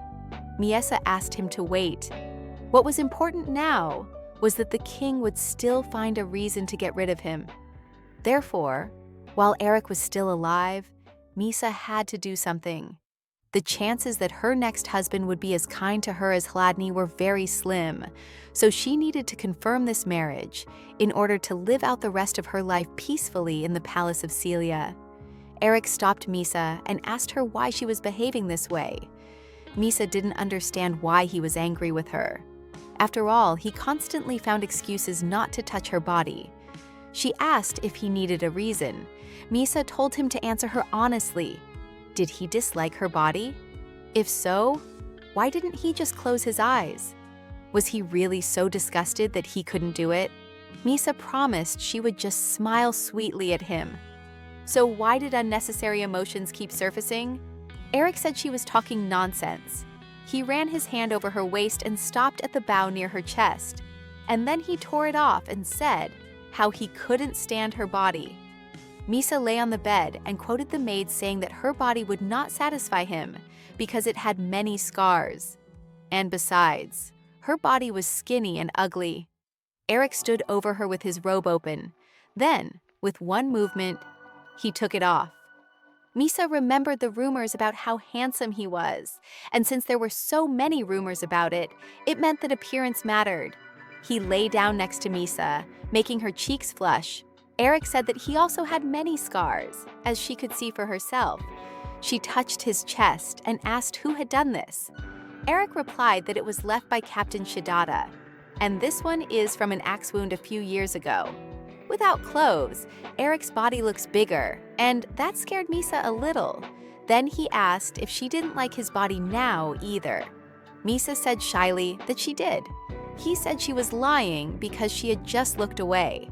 But Eric said it didn't matter anymore. Eric leaned closer, his kisses becoming deeper and more insistent. Misa's body responded to his touch. She felt an unusual excitement and an inner heat, and her lips made sounds she didn't recognize. And yet, she didn't dislike his kisses. On the contrary, she liked them. She felt no animosity toward him. Right now, she felt like she was in paradise. Eric warned her that it might hurt a little, and then Eric kissed her passionately. His hand slid down her thigh, making Misa feel even more embarrassed than before. Eric didn't expect such a response from her. He said that she liked it much more than she was willing to admit. Eric moved lower and began to kiss her. He had planned to just prepare her today. But now, whatever Eric did, Misa shouldn't be too scared. And don't tell him to stop. Misa said she understood him. However, what is Eric doing? Shortly after that, Misa regretted her words. But even that night, he didn't cross the line. However, Misa felt more excited than usual, and down there, everything ached and throbbed. The next day, 2 men were standing in Eric's office. As it turned out, they were night spies who had been ordered to watch the maid Malika. The knight told Eric that he couldn't see what she was hiding in her pocket because it was too small. Then the second knight made sure that Malika returned to the estate alone, and then he joined the first knight at the pawn shop. They asked Eric if he had received the report sent through the butler. Towards sunset, a hired carriage pulled up to the pawn shop. An old woman got out and entered the pawn shop. It seemed that she had come to sell a brooch, but then she was sent away. Just in case, the knight followed her and found out where she lived. As it turned out, she lived in a small house on the outskirts. The address seemed familiar to Eric. Now it remained to find out what connected the palace maids, Crispin, the old woman, and his father's mistress. Eric entered the room and praised Gela for her good work. Misa turned away in embarrassment, while Gela stood up as if she wanted to say something. She asked shyly if he would like to take a walk with the young lady. Eric asked why she was asking. Gela replied that the palace maids had come earlier. They were surprised to see blood. It seemed they had finally become close. This was good news for the maids. Gela was worried about Misa's condition. Suddenly, one of the maids asked if Gela was going to accompany the young master and the princess on their walk today. Gela objected, saying that she was not a princess, but a young lady. However, Malika ignored her words and insisted on referring to Miesa as a princess in conversation. The maid said that the princess enjoyed the walks and that her complexion had improved significantly. Gela's face contorted with anger. Gela realizes that they are up to something, but why did they ask her about it? Eric said that it was obviously a trap. They were clearly planning something, but he just needed to find out what. Eric said that they needed to pretend that they had fallen into their trap, and then he handed Gela a dagger.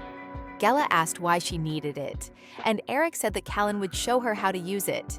He ordered her to get out of the carriage again and take a walk, then come back. Callan would follow her, and Gela should keep that in mind. Gela said she understood. Misa understood that something dangerous was afoot.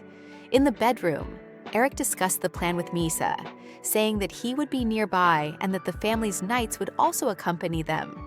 Eric put a protective vest on Misa, saying it would make him feel better. After last night, Misa couldn't even look him in the eye because she was so embarrassed. Misa asked if it would protect her from a dagger, an axe, or a whip. Eric asked why she was saying such scary things. As he tied the vest, he said it would protect her from a dagger and a whip if it didn't have spikes, but an axe was dangerous. Misa felt a little sad. Meanwhile, Eric finished tying it. He asked if she was comfortable in it, and Misa replied that everything was fine. Misa told Eric that she had to wear it, pointing to the bib. She asked him to put it on her like a necklace and then tie the ribbon at the back. Eric had seen her wearing it once and wondered if she liked jewelry. Looking at Misa, he saw that she was embarrassed and so elegant. Eric remembered their last night together and felt embarrassed too. He said he wasn't very good at tying ribbons, but he would try to do his best. Eric hoped that all these precautions would not be necessary. Misa hoped so too. As Eric had hoped, nothing happened on the way. The road was quiet, just like in previous days. It seemed that today's walk would end without incident. But when they returned, they saw Gela wounded and covered in blood. She asked if she would receive a bonus for risking her life. Eric asked Gela what had happened. Gela replied that it was all because of Sir Callan Emans. Callan and his brother Valak hate it when people address them by their surname, because in the language of the Principality of Shadat, it sounds like a dirty word. Gela, of course, knew this very well. It started as usual. She looked at the local herbs and then went into a bookstore. Then she bought something to eat. Suddenly, someone pushed her hard. She told him to watch where he was going. After pushing her roughly, the pickpocket stole her wallet. Realizing she had been robbed, Gela immediately ran after the brazen thief. However, she was lured into a dark alley. It turned out that the guy was not alone. Although they were all weak and skinny, there were still many of them.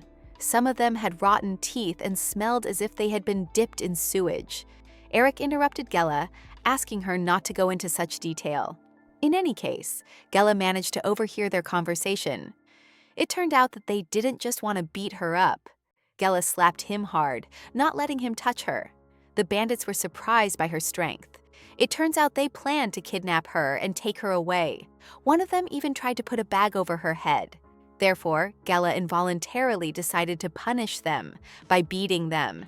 In fact, she could have found out who was behind it if she had allowed them to kidnap her. Eric said there was no need for that. After all, she could find out everything on the spot. Gela thought there were 4 of them. It was strange that no one attacked her from behind. But when she turned around, she saw Callan holding 2 of them. It turned out that he was just pushing them towards her one by one. Gela was amazed by what she saw. Suddenly, a thug attacked her from behind and wounded her arm.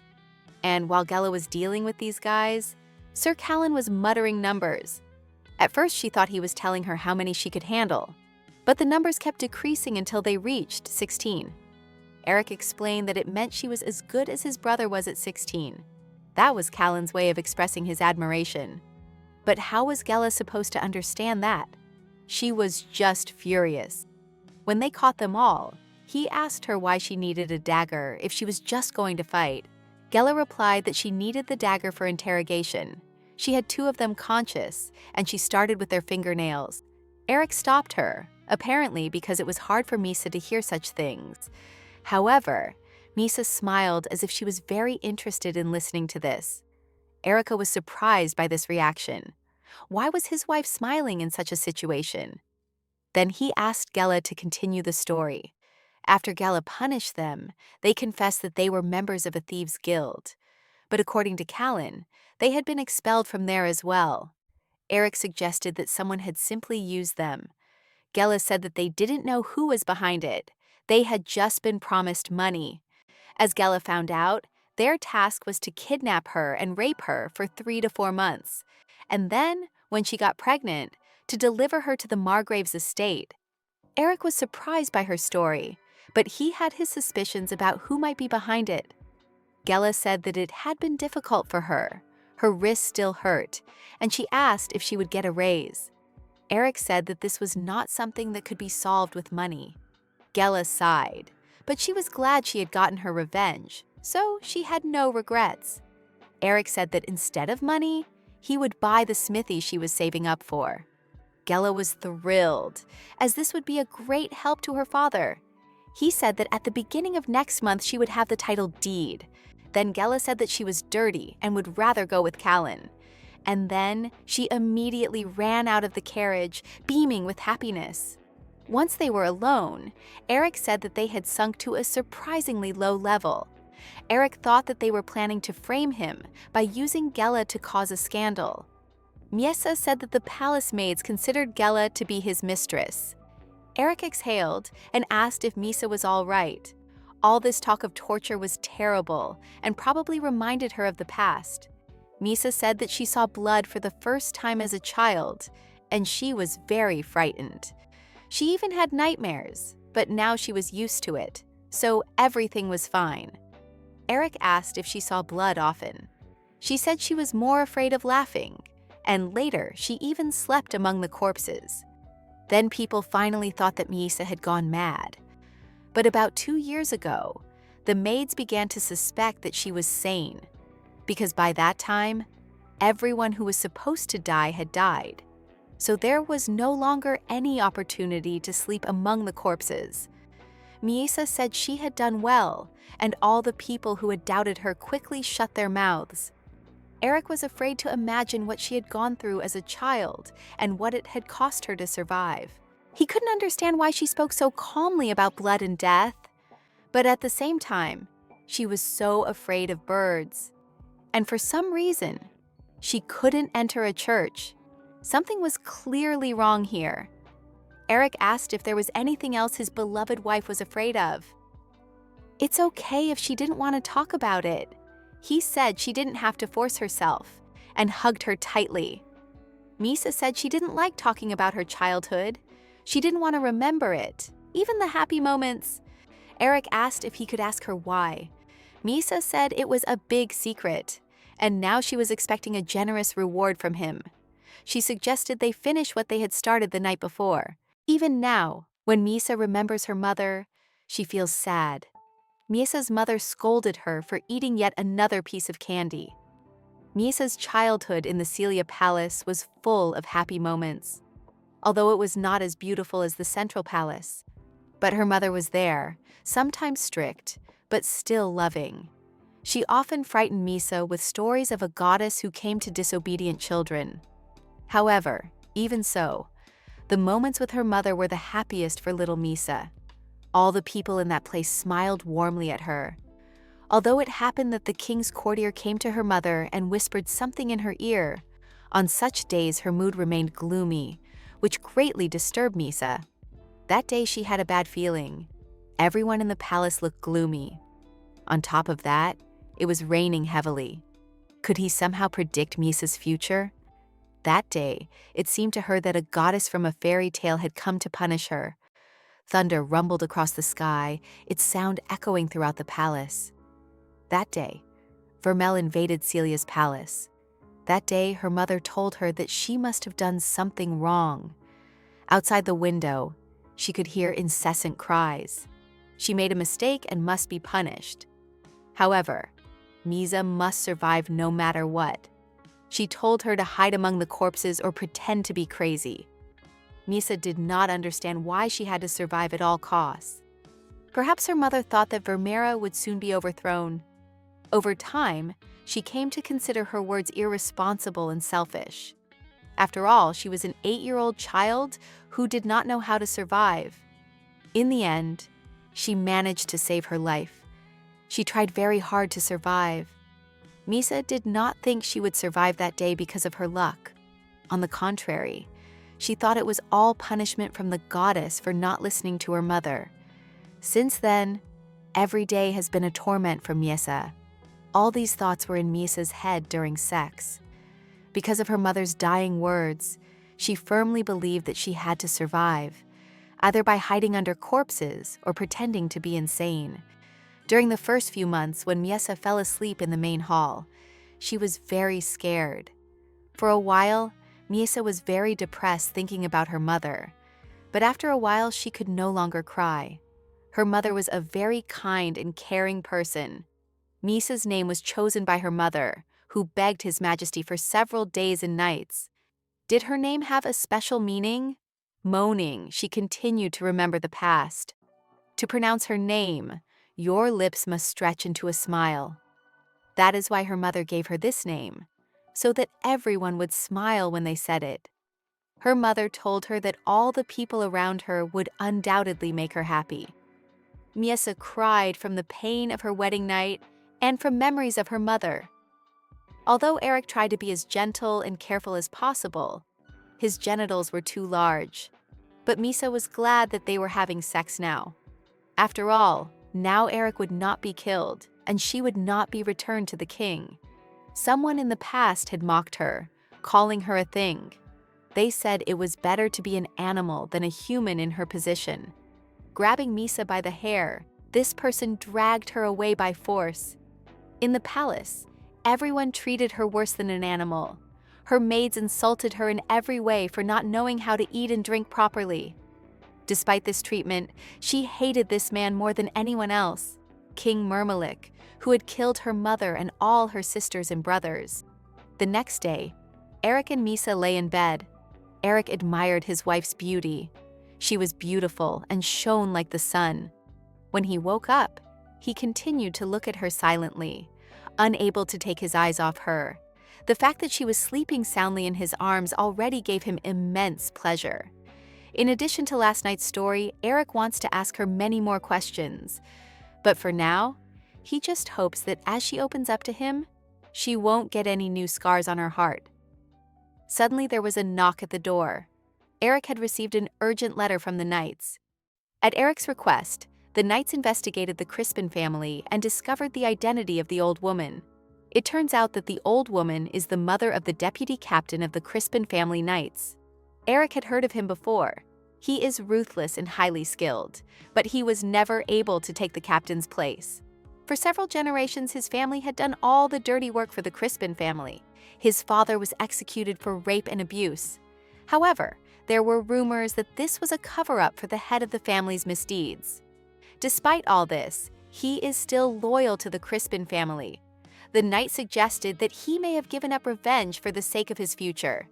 This old woman seems to be connected to the Thieves' Guild. Eric said that those who attacked Gela were from the Palsac Guild, and the old woman's brother is their leader. So the Crispins are somehow involved in this. But what's in it for them? Why did they actively promote the idea of a marriage between their families if they sent a woman to his father and then conspired with the palace maids and tried to kidnap Gela to discredit his honor? Do they need a place for their family heir, or is it the downfall of their family? No matter how much Eric thought about it, he couldn't understand the motives of the Crispin family.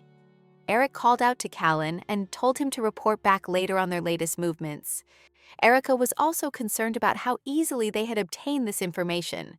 It was as if it were all a trap to ensnare Eric. After all, they had been unable to uncover who was behind the woman from the tavern for so long. Something was clearly wrong here. There was no logic to their actions. Initially, Crispin agreed to the marriage for the sake of treason. But what if it was just a decoy? What if it wasn't Crispin's doing? Eric's train of thought was interrupted by a guy running towards him. He said that the young lady had woken up. Hearing this, Eric hurried to her. However, if someone decided to use the Crispin family in the same way as their family, then someone else must be behind it.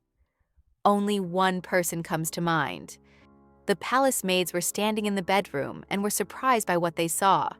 After examining Misa's genitals, they realized that they had finally slept together.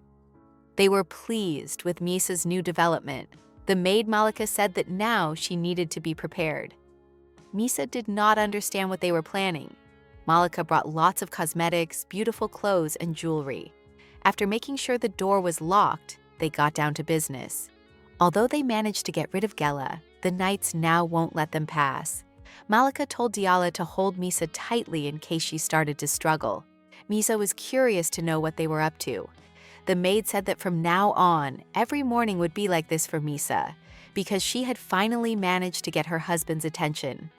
And now she mustn't lose it. Misa was confused by what was happening. Gela was heading to Misa's bedroom. Valak, Callan's younger brother, noticed that she was late today. Gela said that putting on the bandage with one hand was not as easy as she thought. He told her to hurry because the young lady had already woken up. Valak said she wasn't alone, but with two maids. When she entered the room, she didn't see the young lady, which alarmed her. Suddenly, she heard a noise behind her. Turning around, she looked toward the bathroom. At that moment, all the cosmetics in the bathroom were scattered on the floor. Picking up the lipstick, Malika grumbled that she had been looking for it for a long time and thought she would never find it. They had already dressed Misa and put makeup on her. Misa was acting out as usual, and in the past, she would have been slapped for such behavior. But this time, the maids were surprisingly kind and patient. She didn't understand why they were trying to put makeup on her. It was all too strange. What were they up to? Malika lost the brush she was supposed to use to apply lipstick to Misa. In a hurry, she decided to do without it. She said they didn't have time, so they needed to finish quickly. Misa was surprised that they were in such a hurry, but they didn't even beat her. Their behavior was very different from usual, and this made Misa very nervous. Suddenly, Gela's voice rang out from outside. She asked why the door was locked. Frightened, the palace maids decided to hurry up. Suddenly, Misa had a brilliant idea. Without wasting any time, she started screaming loudly, but her mouth was immediately covered. Gela realized that something had happened to her. She began banging on the door, asking what was going on inside. Because of her injury, she couldn't break down the door, so she decided to call Sir Valak for help. Diala, who was holding Misa, was very frightened. She suggested they try again another time. However, Malika had other ideas. She wanted to finish it here and now. She told her to take her hand away from her mouth. After all, they needed to finish this before anyone came in. Diala asked what would happen if she screamed. Malika said they had an excuse. They would say that Misa had tried to escape. Besides, the door was made of black wood and would not be easy to break down. After thinking for a moment, Diala opened Misa's mouth. Misa knew she couldn't escape, so she decided to stall for time by spitting in Malika's face. Wiping the saliva from her mouth, Malika was in no hurry to beat Miesa. However, something about Miesa seemed strange to her. Sitting closer and looking closely, Malika saw a conscious look in her eyes. Mesa was very frightened and lowered her head sharply. However, if she started avoiding her gaze now, the maid would definitely suspect something. Mesa was very scared and didn't know what to do. Then Mesa cast aside her fear and raised her head. However, the maid had already guessed everything. Meanwhile, Gela and the knight were unable to unlock the door. They had no choice but to go get the key. However, that would take too much time. Gela told Valak to wait there while she went to get the key. However, at that moment, Eric approached them from behind, curious about what was going on. Gela said that those damn maids had locked themselves inside with the young lady, and she and Valak couldn't open the door. Eric told them to step back and kick the door down with one blow. He made his charges stand with their mouths open. Eric was furious when he saw how badly his wife was being treated. Without hesitation, he ordered them to be seized. Malika asked them to wait before making a decision, as she had an explanation for what she had seen. Unable to contain herself, Gela grabbed her by the hair and asked how she dared to say such a thing. Gela pushed Malika face down on the floor and continued to punish her.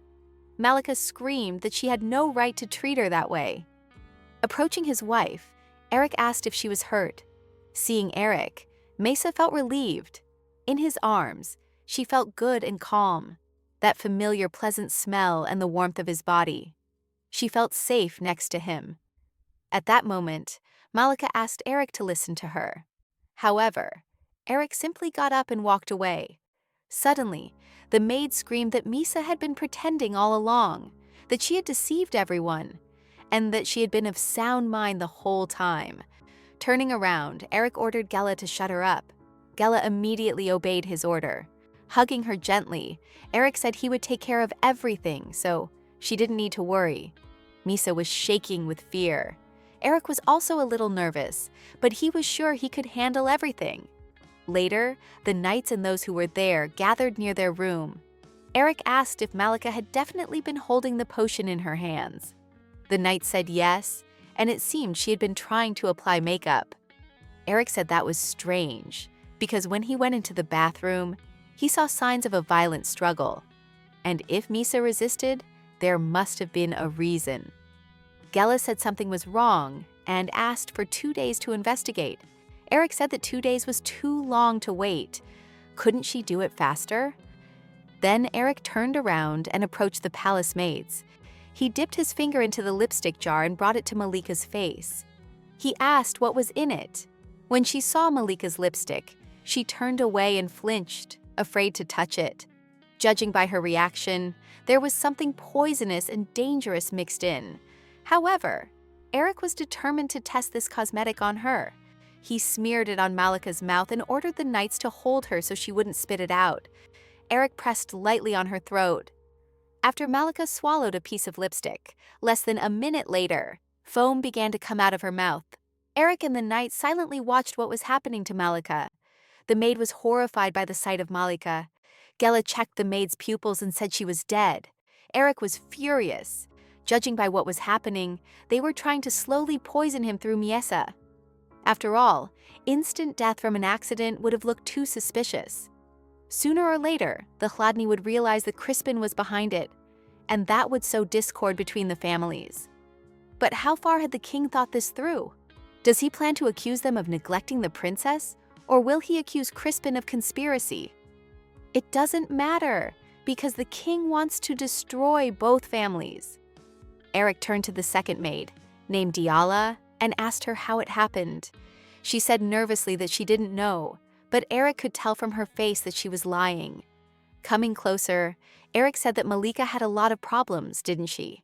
He heard that Malika had stolen jewelry from the palace to pay off her father's debts. She was caught, but she bribed the head maid to cover it up. So Eric wondered if she had done it again for money. Frightened by the young master, Diala immediately confessed that everything he said was true.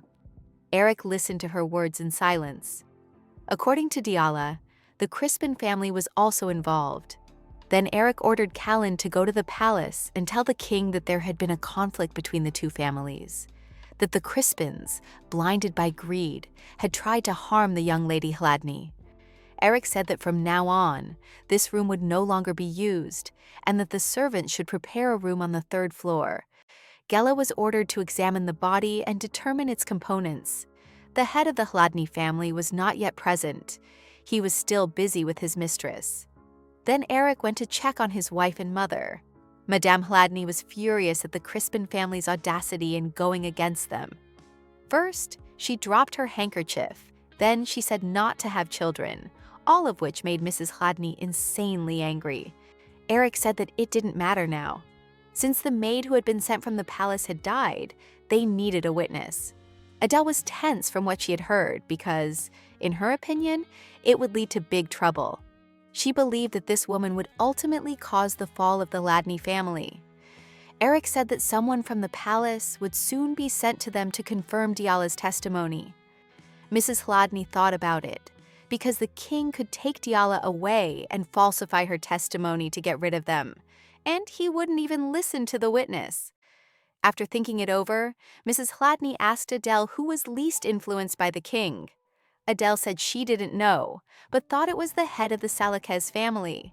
The head of the Salakez family was called Doit, the only survivor of his clan. Eric asked if it was the one who had recently inherited the title. Doit was an illegitimate child, so he knows little about the world and will not be able to stand up to the king. Therefore, everything will look plausible. After all, 2 of the 3 pillars of the kingdom are involved in this matter. Doit Salakez is the only survivor of the Salakez family. He was born from a relationship between the previous head of the family and a maid, and by a lucky coincidence, he escaped the king's sword. Upon reaching adulthood, he came to the palace to inherit the title. Eric thanked him for responding so quickly to his invitation. Doit said it was no trouble, since he had nothing else to do anyway. All he does is eat and attend receptions. Doit said that he was honored that the Hladny family had turned to him, and he continued drinking tea. Doit did this as ostentatiously as possible, as if trying to prove to everyone that he was an aristocrat. He asked why no one from the palace was there, since the princess had nearly been injured. Eric replied that this only concerned 2 pillars, so they had to be careful. Then Doit exclaimed that he understood. Now she was not a princess, but the young Mrs. Hladny. And then he said that it was all because of love. Eric coldly said that it was just a power struggle between families. Love had nothing to do with it. Eric said that he must have expressed himself incorrectly. But Doit replied that it was he who had misunderstood everything due to his lack of education. He said that this time he understood everything and smiled sheepishly. Eric said he was glad to hear that. Then the butler entered the room and said that a man had arrived from the palace. An agitated young man entered the room, asking about the young lady's condition. The man from the palace was very concerned about Misa's condition, asking Eric about what had happened. Eric thanked him for his concern, but his wife was fine. He understood that this guy was clearly asking this for some reason. Still, Eric thought he was too suspicious. Besides, he had a strange expression on his face.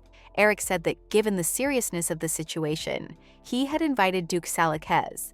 The man from the palace apologized for not greeting them immediately and introduced himself as Tilburig. He is the captain of the royal guard. Behind the door, they were guarded by the Knights of Hladny. Coming closer, they saw Malika's body. Doit said there was a lot of blood here. Looking at this, Tilburig became concerned about Misa again. He asked Eric where she was now. Eric said she was in the safe hands of his mother. Tilburig was surprised at Madame Hladny's warm attitude toward Misa. Seeing a familiar face, Diala shouted Captain Tilburig's name. He said he was surprised to see her in such a situation. Eric asked to introduce one person. It was Gela, a maid who was tasked with caring for the young lady. Tilburig asked what family she was from. However, Eric said that she was not of noble blood. However, she was a member of the Hladny Order of Knights, and if anything happened to his wife, she would be able to help. Tilburig then proceeded to examine Malika's body. He asked if her posture was the same as at the moment of death. Eric replied yes. While Tilburig examined the maid's body, Eric said that Gela happened to be at the scene of the incident. The analysis would take 2 days. Tilburg said that the palace would also conduct an investigation. Tilburg then said that they should just send the results when they were ready. They would check and compare them. Eric was surprised by the captain's attitude, and then said that they would do so. Tilburg suggested that death was instantaneous. Her hands were tied, and her jaw was slightly swollen. Eric said that they tied her hands because they did not know what she might do. Her jaw became like that after she ate something suspicious.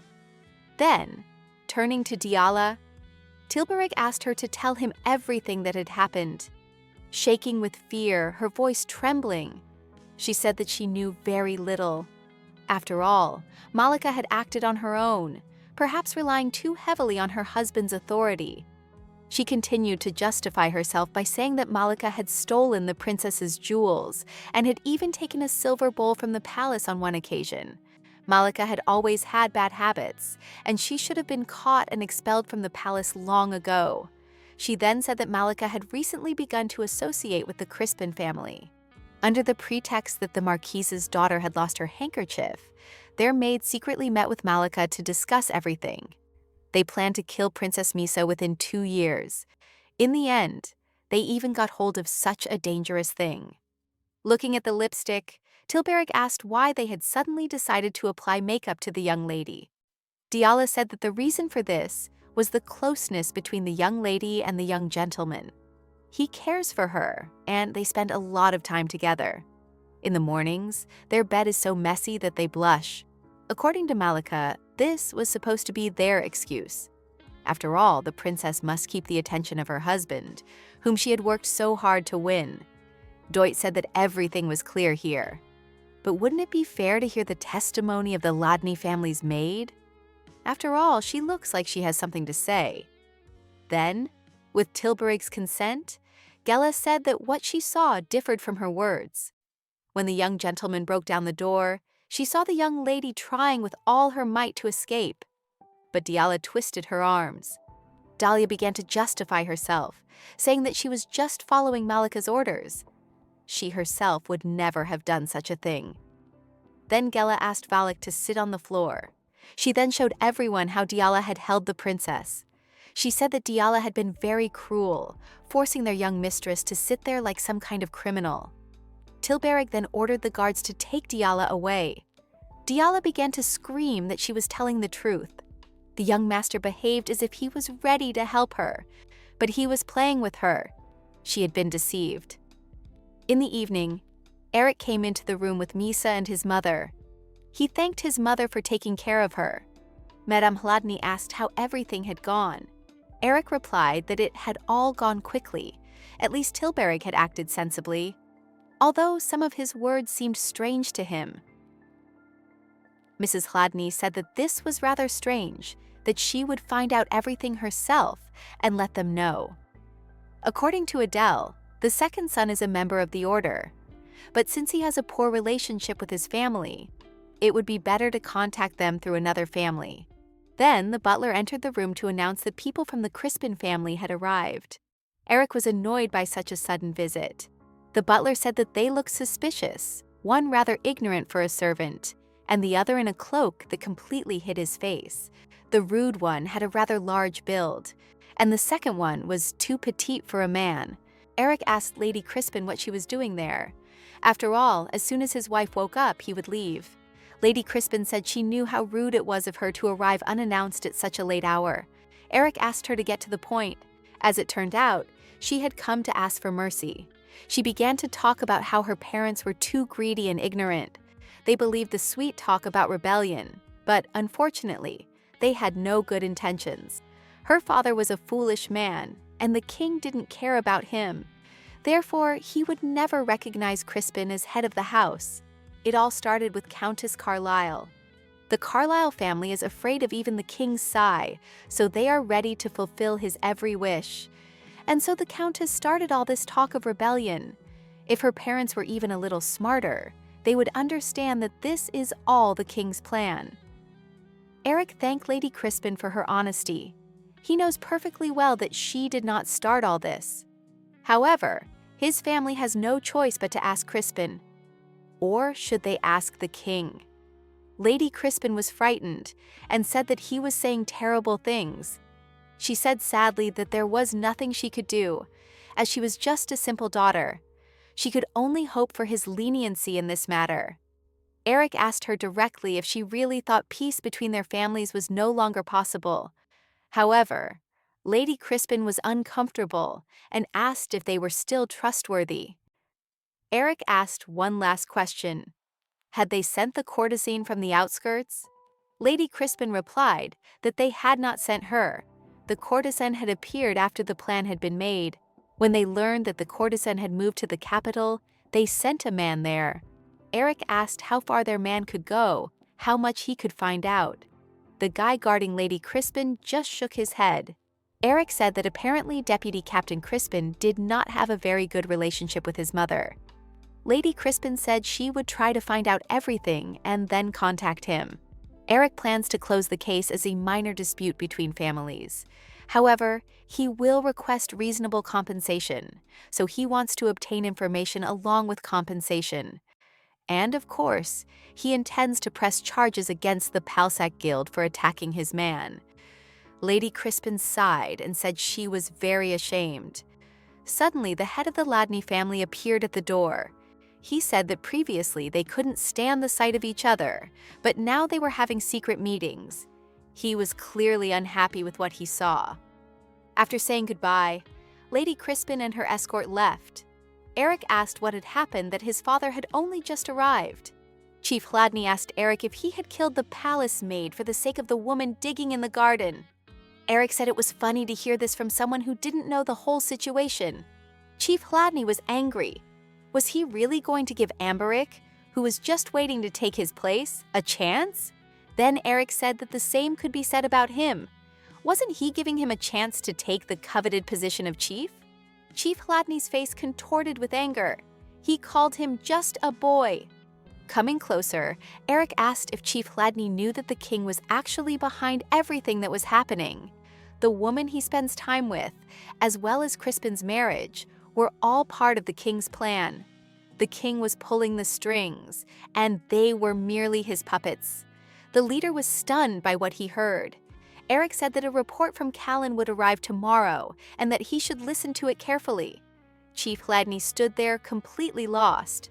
However, the chief stated that apologies were inappropriate here. Many men his age take mistresses. Eric couldn't believe he would say something so absurd. He asked his father what the hell he thought of his mother. Or did he no longer consider her the rightful head of the family? And in general, he should apologize for putting the family in danger. The father Eric admired was no longer there. Eric said that his father himself had taught him that mistakes made out of stupidity could be forgiven. But if they were based on deception or malice, they could not be forgiven. How could such a person do such a thing? However, Chief Ladney said that Eric would never understand him. The chief said that his wife was not so wonderful. She was so remarkable that she ridiculed all his actions throughout his life. Eric asked if he decided to cheat to avoid his mother's ridicule. Seeing the tarnished image of his father, who was Eric's ideal, the feeling of betrayal settled like a stone in his heart. His father was so pathetic that Eric found it unbearable to be around him. Eric thanked his father for setting a clear example of how not to behave in order to avoid becoming a laughingstock in his later years. The next day, Eric and Misa were sitting on the balcony. He asked if Tilbury had come here. Misa smiled and said yes. Eric was surprised by his wife's joyful reaction to another man. At the table, Misa said that this room was much smaller than their bedroom.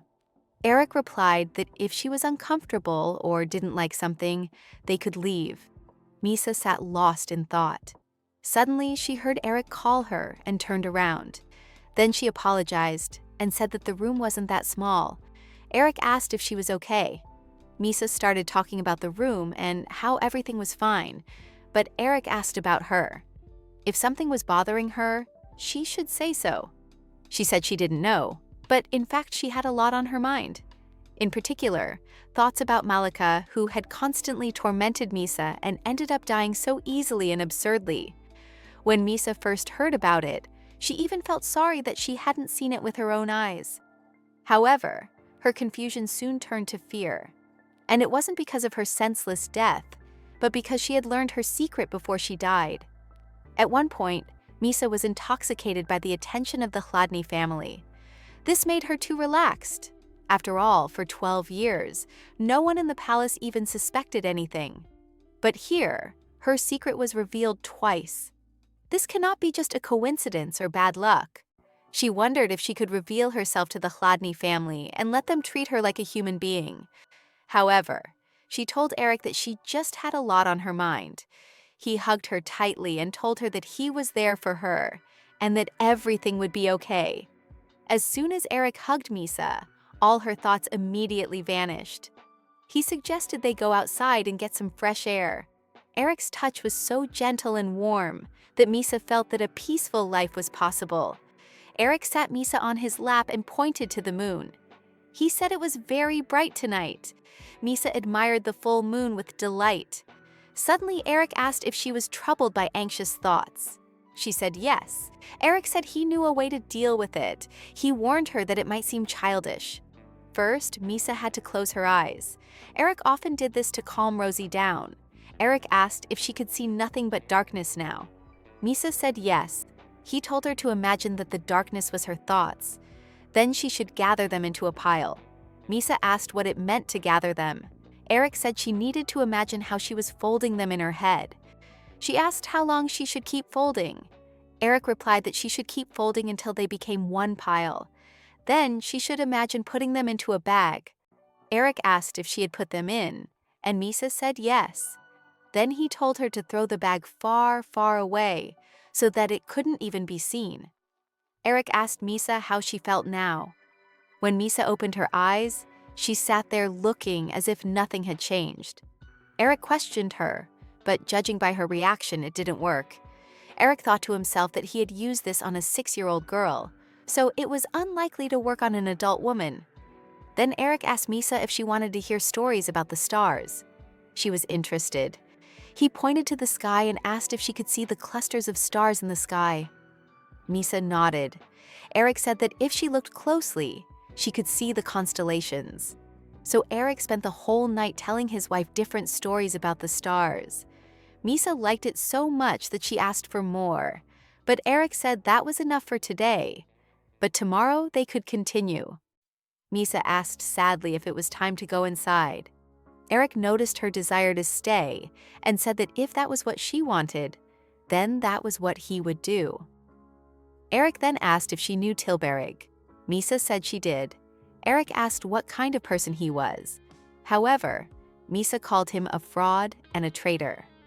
Although Eric found his behavior strange, calling him a swindler and a traitor was too strange. Eric couldn't wrap his head around it. Then he asked his wife if she knew what a swindler was. Misa said that it was someone who deceives others for their own benefit. Eric said that was correct. Misa asked why he was interested in them. Her husband said that he had come yesterday to check on them. Misa smiled again and asked if Tilberig was there now. Eric was puzzled because she had just said that he was a traitor. However, Misa said that he was her friend. Eric asked if she knew what a friend was. Misa said she did, and that he played with her. Eric grabbed her and asked what they did when they played. Misa said that he taught her different things. Eric realized that such questions would get them nowhere, so he asked why she called him a fraud. However, Misa decided not to answer his question. She asked him another question instead. Eric did not understand why she was avoiding questions related to Tilberig. Suddenly, Misa asked if she told him now. Would they work on strengthening their marriage? Eric asked what she meant and said that if she didn't want to tell him, she didn't have to do it today. Remembering that passionate night, Misa blushed and asked if they would do the same thing again. Eric blushed at her words. Suddenly, Misa turned away. Covering her mouth, she asked Eric to forget what he had heard. As for Tilberig, she knew almost nothing about him. Eric, blushing, said that he had no intention of doing anything like that. After all, his wife was tired and not feeling well. He just wanted to talk. After thinking for a moment, Misa apologized, saying that she was just a little scared. Then she laid her head on his chest and said that she was really tired and wanted to sleep. Then Eric suggested they go back to the bedroom. Eric realized that Misa was trying to hide something. For a moment, Misa saw Eric covered in blood in front of her.